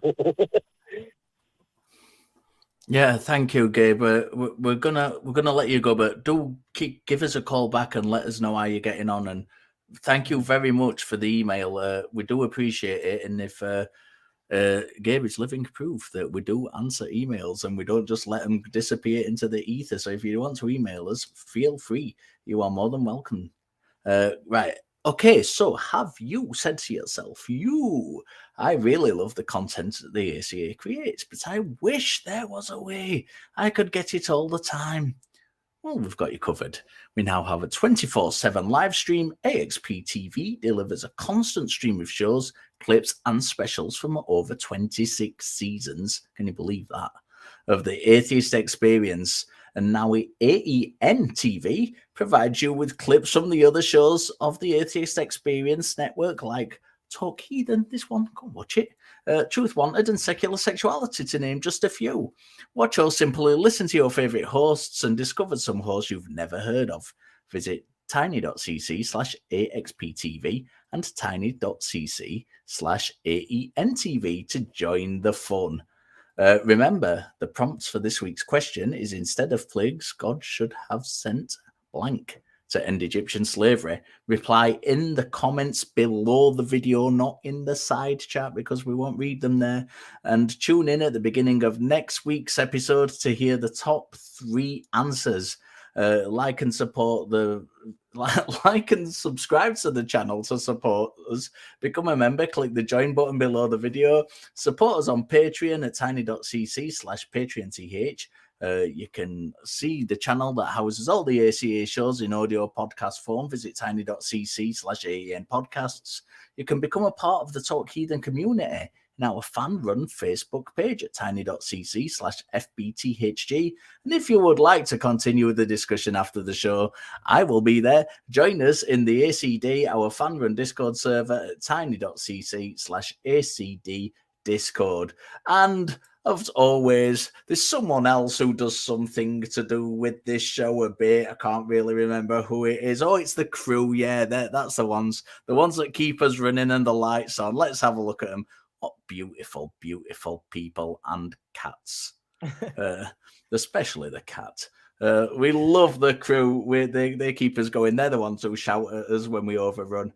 And yeah, so, and of course, we are not going to forget that we need to send out those love rings, whether or not you believe or you are an essential worker. If we thank you, as I say, Ed said this every week, I was an essential worker during the hard times of the plague, and I really do appreciate that support that people that gratitude people had for me when I was working through that time. If you don't believe this is your community, and if you do believe this is your community, we have talked about the fan-run places you can go to join us, and we do talk to people on there. Come and join us and ask us those questions, and let's have those conversations. And if you don't believe, we do not hate you. We're just not convinced. See you next time.